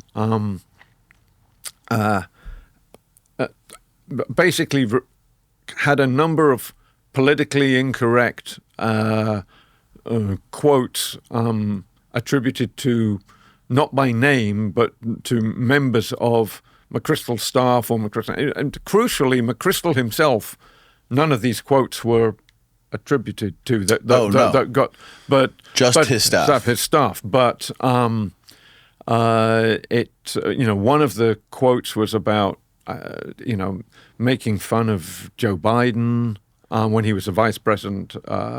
This was under Obama's, right? And that was that. Obama called McChrystal back to the White House, relieved him, and they fired McChrystal over this. Yeah. Over his staff making fun of Joe Biden. Well, it wasn't just that. I mean, there were a number of quotes, but I mean, I'm not. See if you can find those, Steve. I'm not here to take sides on who was right, but right. No, it's just an interesting story because I don't know how long it was after that. Michael Hastings died when his car was going like 120 miles an hour down a street in Los Angeles and hit a tree and exploded, and the engine went flying and he died. Well, it's behind a paywall, but there you go. Stanley McChrystal, top general, fired over insults to Biden. And the conspiracy theorists speculate that this general was behind Michael Hastings' car getting taken over somehow through technology. I absolutely would not take that seriously. No? No. I mean, yeah. What year was that? That was like 2013, 14 maybe? I wonder if they would even have the technology They're all to do starting to run together in my mind. Yeah. But, I mean, that's something they certainly probably would have had the technology to do. It's so beyond the realms of because he likelihood. Didn't he? I mean, I think he said publicly that he was like scared for his life, right? He was like, scared for his own safety after outing McChrystal, because after McChrystal, that was his name, right? McChrystal. Yes. After McChrystal got fired, I thought that like he publicly stated that he was like scared for his safety. Can you find anything, Steve? I mean, I've heard. I know that there's a conspiracy theory out there about it. Yeah. I would discount it completely. That's my, Right. Sometimes, Occam's razor and all of that. Yes. I mean, it's more likely that, that he was just going too fast in a fast car and lost control. I mean, that happens, unfortunately, hundreds of times, a day in North America, probably. And it's actually happening to the new Cybertrucks. I don't know if you saw it. There's a problem with the new Cybertrucks where the gas pedal's getting stuck, and these people are like rear-ending people going full speed. Yeah. And in no case is it somebody twiddling a device from behind a tree to make somebody's car speed up. So, Yeah, but a high-ranking general like that gets fired. I mean, my tinfoil hat's starting to come out of the closet when I see that happen. So what other kind of stories are you guys working on right now on the high side? Well, we're, we've had a lot of, I'm quite proud of the work we've done so far. I mean, we've got a story out there on the Omega teams, which is Is that Afghanistan? Yeah, those are the teams formed by Joint Special Operations Command to support the CIA teams that were running Afghan militias, doing covert action type stuff in Afghanistan, and of course there was those teams have been those militias rather have been accused of war crimes and human rights abuses by certain organizations, and so that implicitly taints the military teams that are supporting them with the same brush. So we did a sort of a look at it, at the history of those teams. We've got a story that I normally don't like talking too much about future stories because I'm always worried that something's going to fall through and then it doesn't get published and it makes me look stupid. But I'm fairly confident that touch wood, unless unless we get hit by a meteorite or something in the next few weeks. Knock on wood. Yeah. That we're going to have a story out about it, and I want to be a little guarded about this so that we sort of keep the scoop for ourselves. But it's about it's about an individual who led an extraordinary life in both the United States special operations community and the intelligence community, and Still alive? yes, still alive,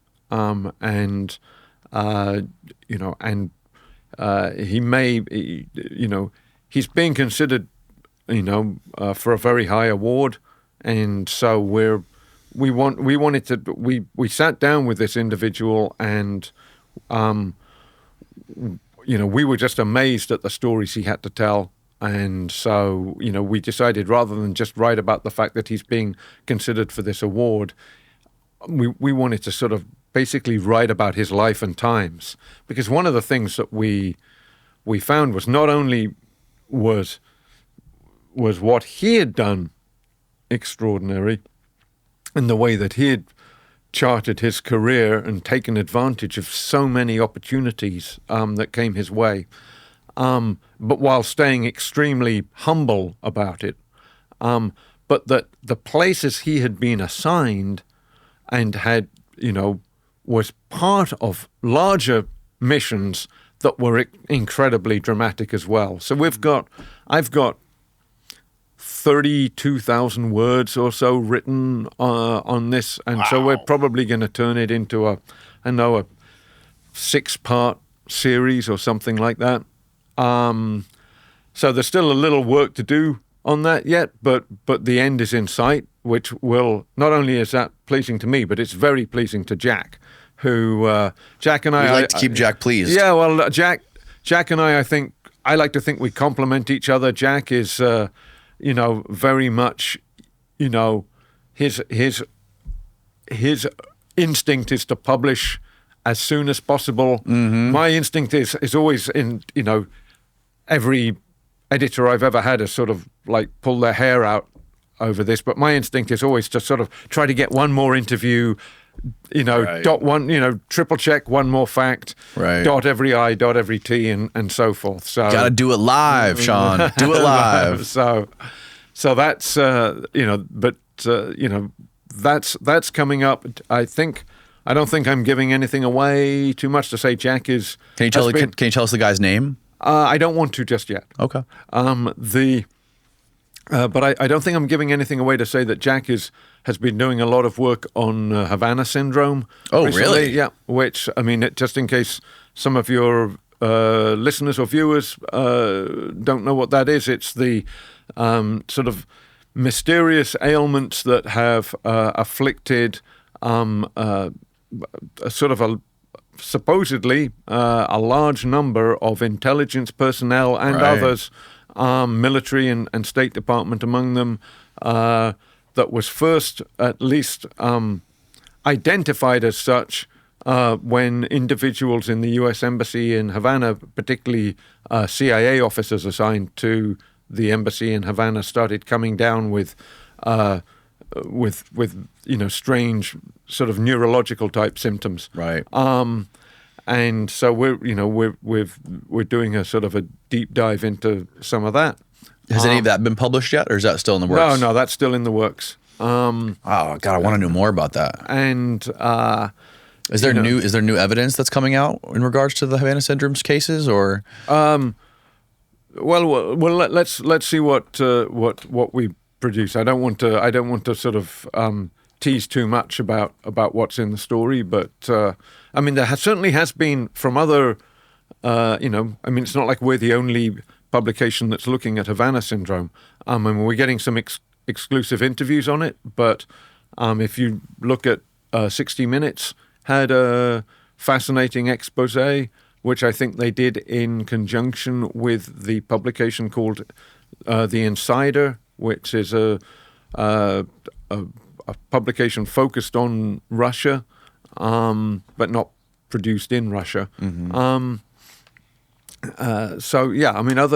There are. We've been working on those weapons for a long time too. Yeah, so we'll see what what transpires, and then we've got slightly further off in the distance, and again, I'd say we've got a couple of stories that if we can nail them, So by nail, I don't mean if it turns out that they're true, but more like if we can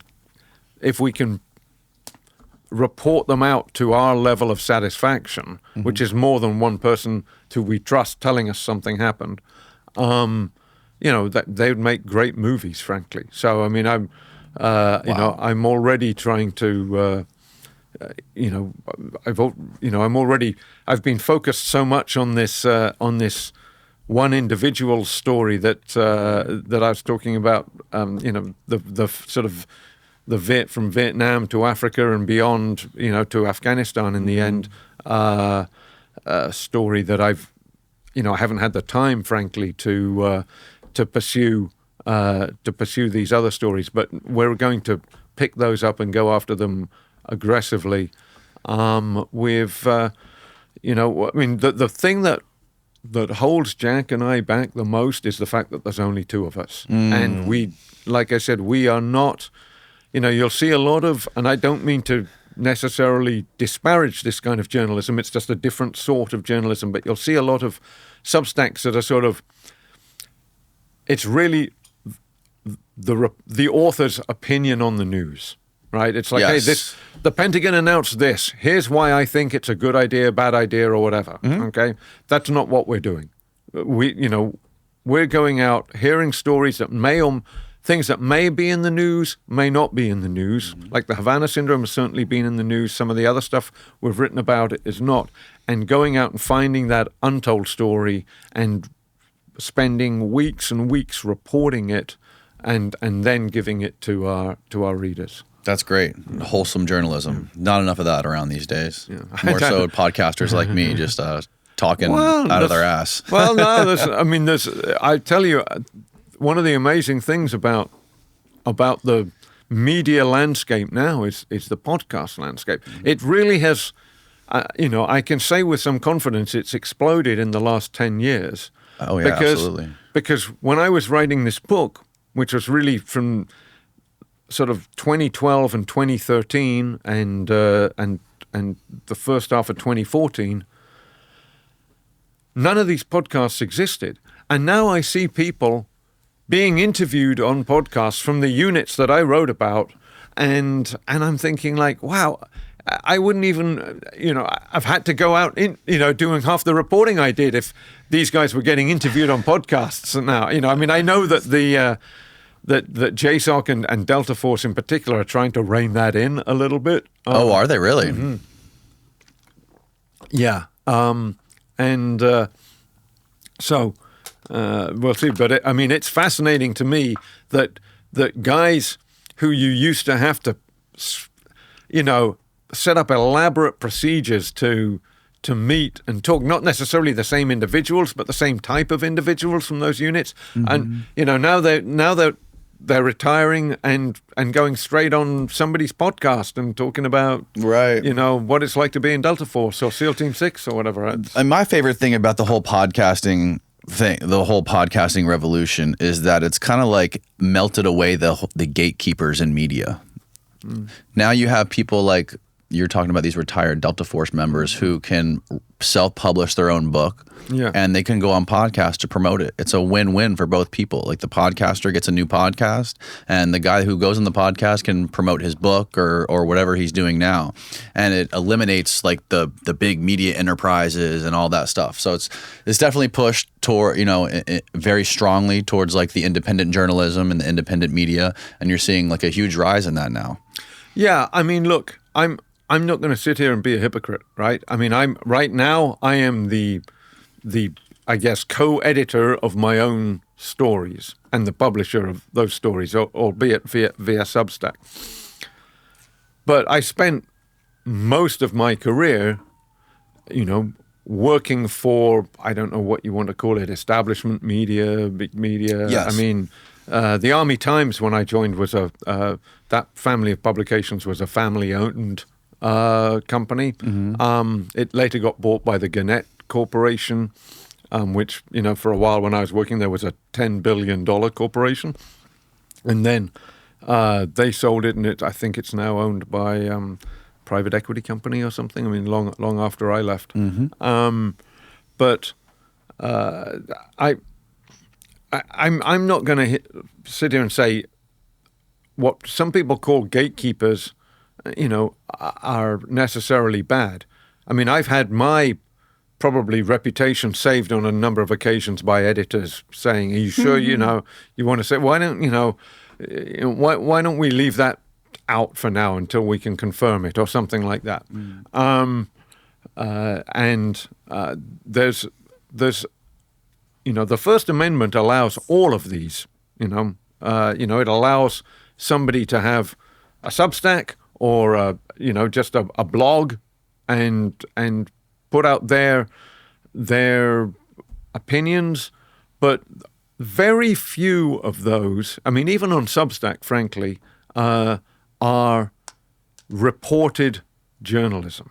Okay, there's a difference between giving your opinion on something, even if it's an opinion based on a deep knowledge that you have, and actually going out and reporting something firsthand. Yes. And increasingly, yes, you see the balance shifting, in my view, in the United States towards a lot of people opining, whether that's on Substack or some other blog or from a sofa on Fox News about what's going on in the world, and fewer people actually going out to find out what's going on in the world and reporting it. Yes. And when you're doing that,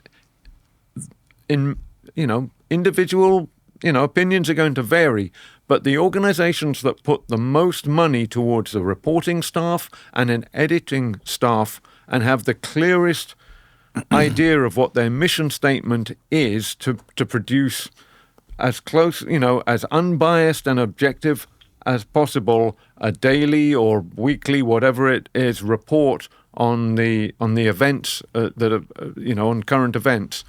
Those are the ones that are most reliable and are doing the most valuable work. There's always I've written the odd opinion article. I mean, I'm not against opinions, but you got to have opinions about something, and the something has got to be factually reported by reporters. Yeah. And I've noticed that. I've noticed that too. I mean, the world we live in now is like you said, we're saturated with millions and millions of podcasts and opinion journalists, and most of these people, like to your point, are expressing opinions and views of other people that they've listened to or read, and those people most likely got their opinions from other people that they've talked to or listened to or read. There's so few people that actually have this firsthand experience of being in these situations, seeing these things with their own two eyes.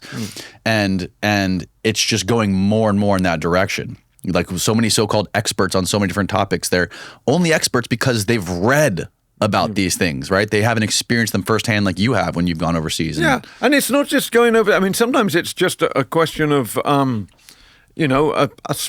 a bureaucratic story that's something that's going on in the government. But you've got to develop sources in that part of the government to find out what's going on. I mean, these are all skills that not everybody has, and it takes time to develop them, and it takes time to know how to edit them, how to guide those reporters and stuff. I mean, it's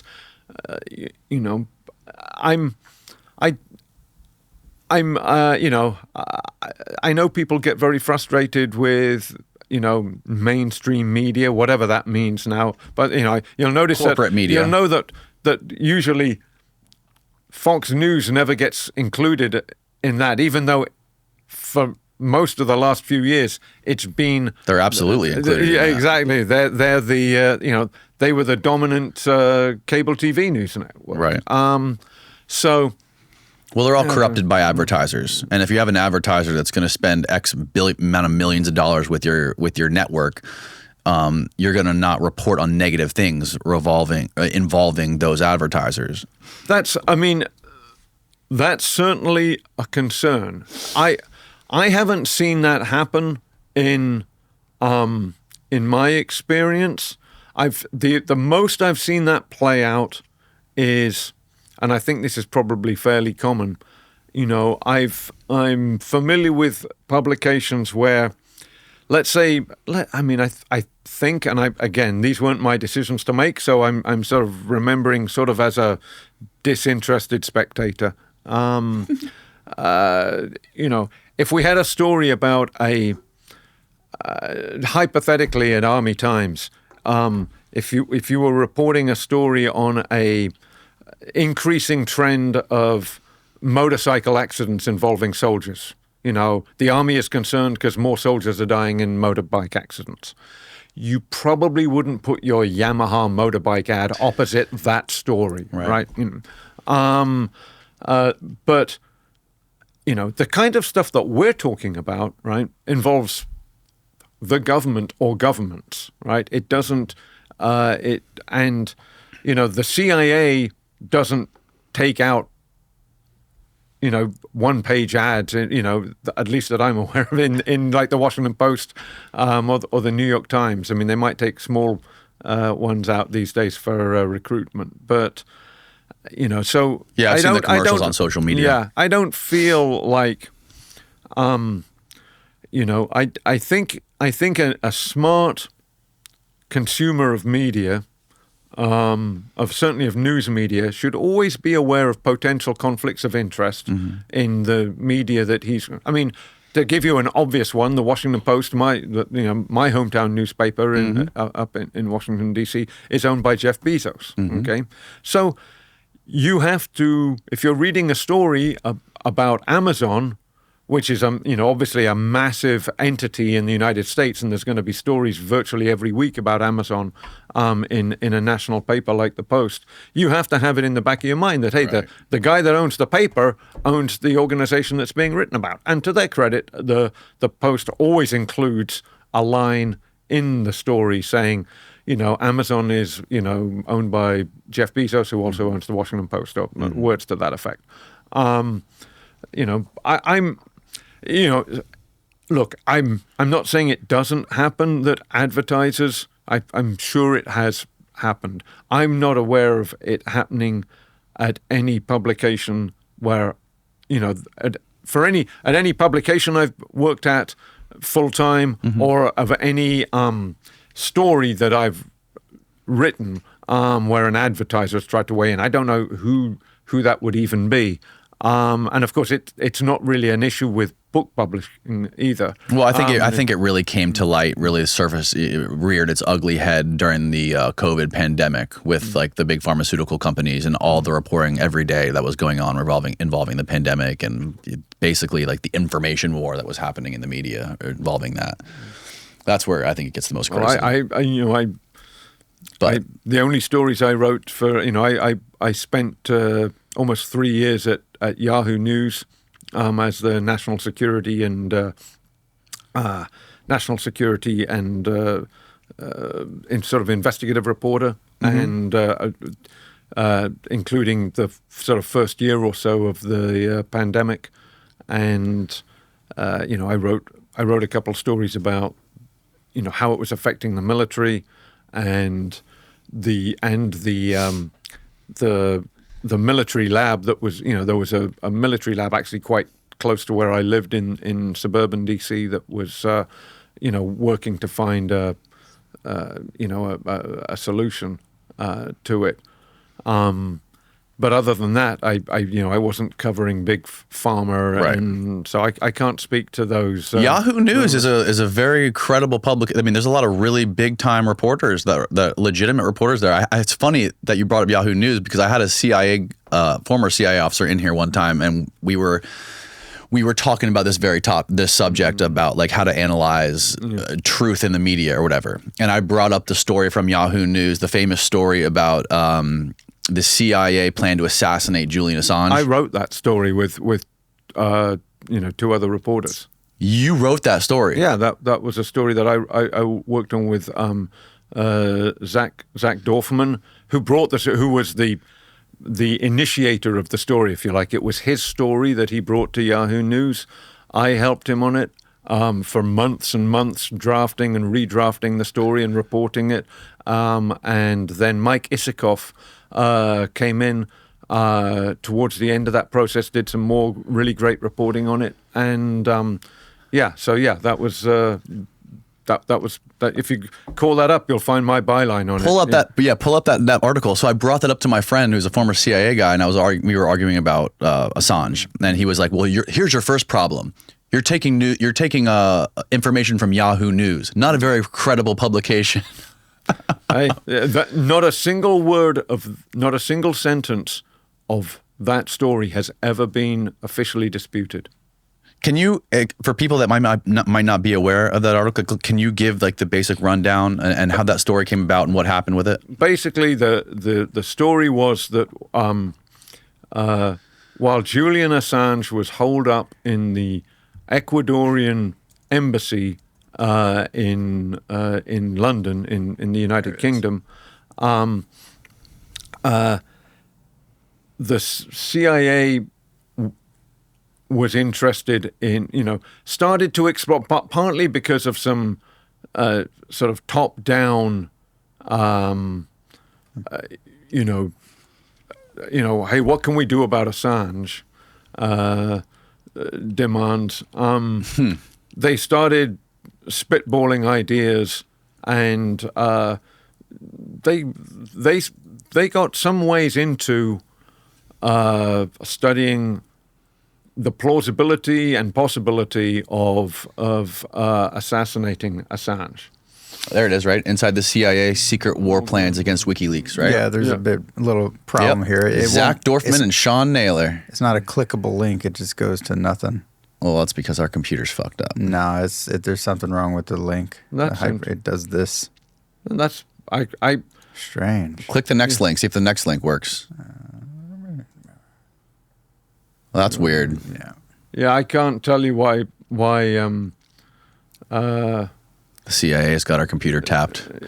Yeah, not surprised. I've no idea what's going on there. And so, how did this get out? That they had Zach is a reporter with a terrific network of sources. He's a very, very good intelligence reporter. Mm-hmm. I think one of the best in the country. And we hope he's actually going to be doing some work with us on one of those sort of longer lead time stories that I was talking about. That if it turns out to be, true, might make a good movie. And so the premise is this. So, but he basically, his sources told him about this, and he, he caught a wind of it, and he started pulling on that thread and just collecting thread on it for a while, and then he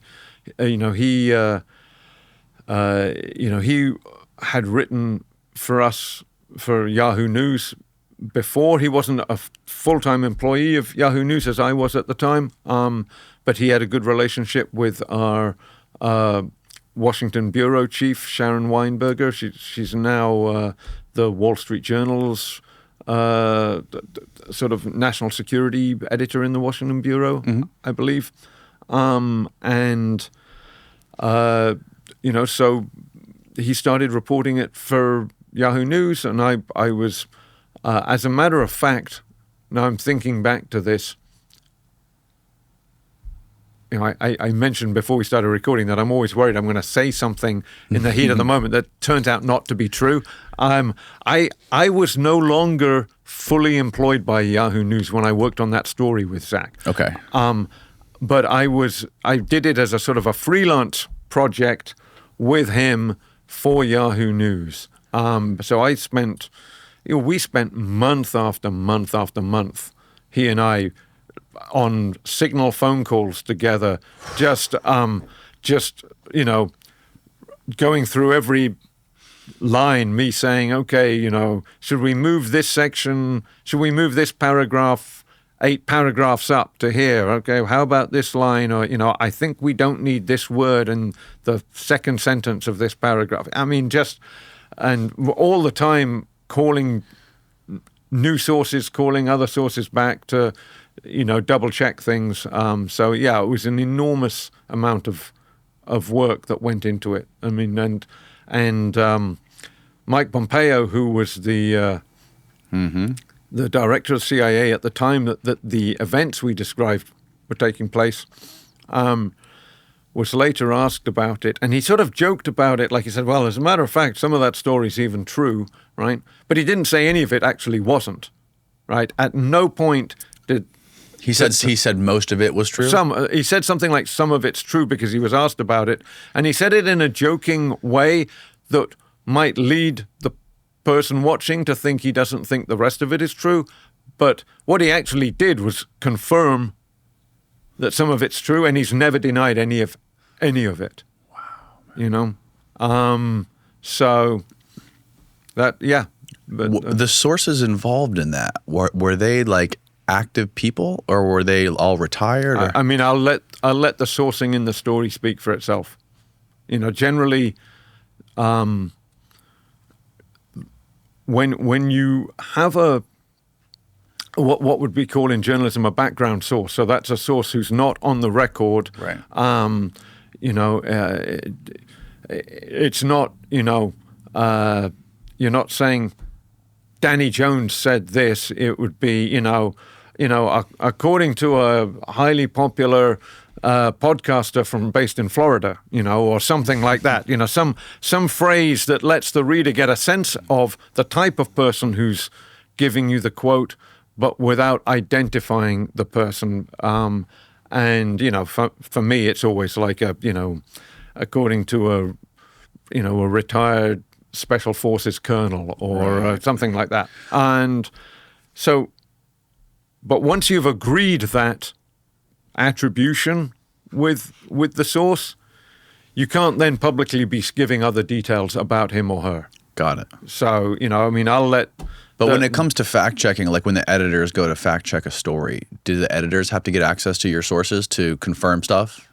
Sometimes, but they're not likely to. When the editors know the reporters well, they might say, who said this? Mm-hmm. They're probably not going to. If you can't trust your reporter to give you an honest, you know, to honestly report what their own sources are telling you, you probably shouldn't be paying them. You know, right. I mean, no editor has the time to go through every story that he or she is responsible for editing, and go through every quote and call every source. I mean, that's basically re-reporting the story. Right. And unfortunately, the dynamics of the news business mean that there are fewer editors, and especially copy editors, even at major establishments like the New York Times now, than there used to be. So there's less and less sort of work time, you know, available man hours, if you like, to do that sort of thing. So no, they don't. They'll want to know maybe who said it, or what kind of a person said it. Sometimes they may not want to know the source because they don't want to have, in case there's any significant legal blowback, they've plausible deniability as to the identity of the source. Did you or Zach get any kind of blowback on that story? No, I mean, there was... Did you guys have to get confirmation from any, like similar to Jack's other story, how he had to get the deputy director to sign off on it? Did that, nothing like that? No, I mean, it was, like I said, Zach, me, and Mike Isikoff, a very well-known reporter in Washington, I think our, reputations were strong enough, and Isikoff was at the time probably the senior journalist at Yahoo News, or one of the most senior. I mean, I don't know how you would tabulate that, but and very experienced. So if the three of us are bringing a story like that to the table, I don't think the editors certainly ask hard questions, but they're not of the same type that Jack faced in the story you're referring to.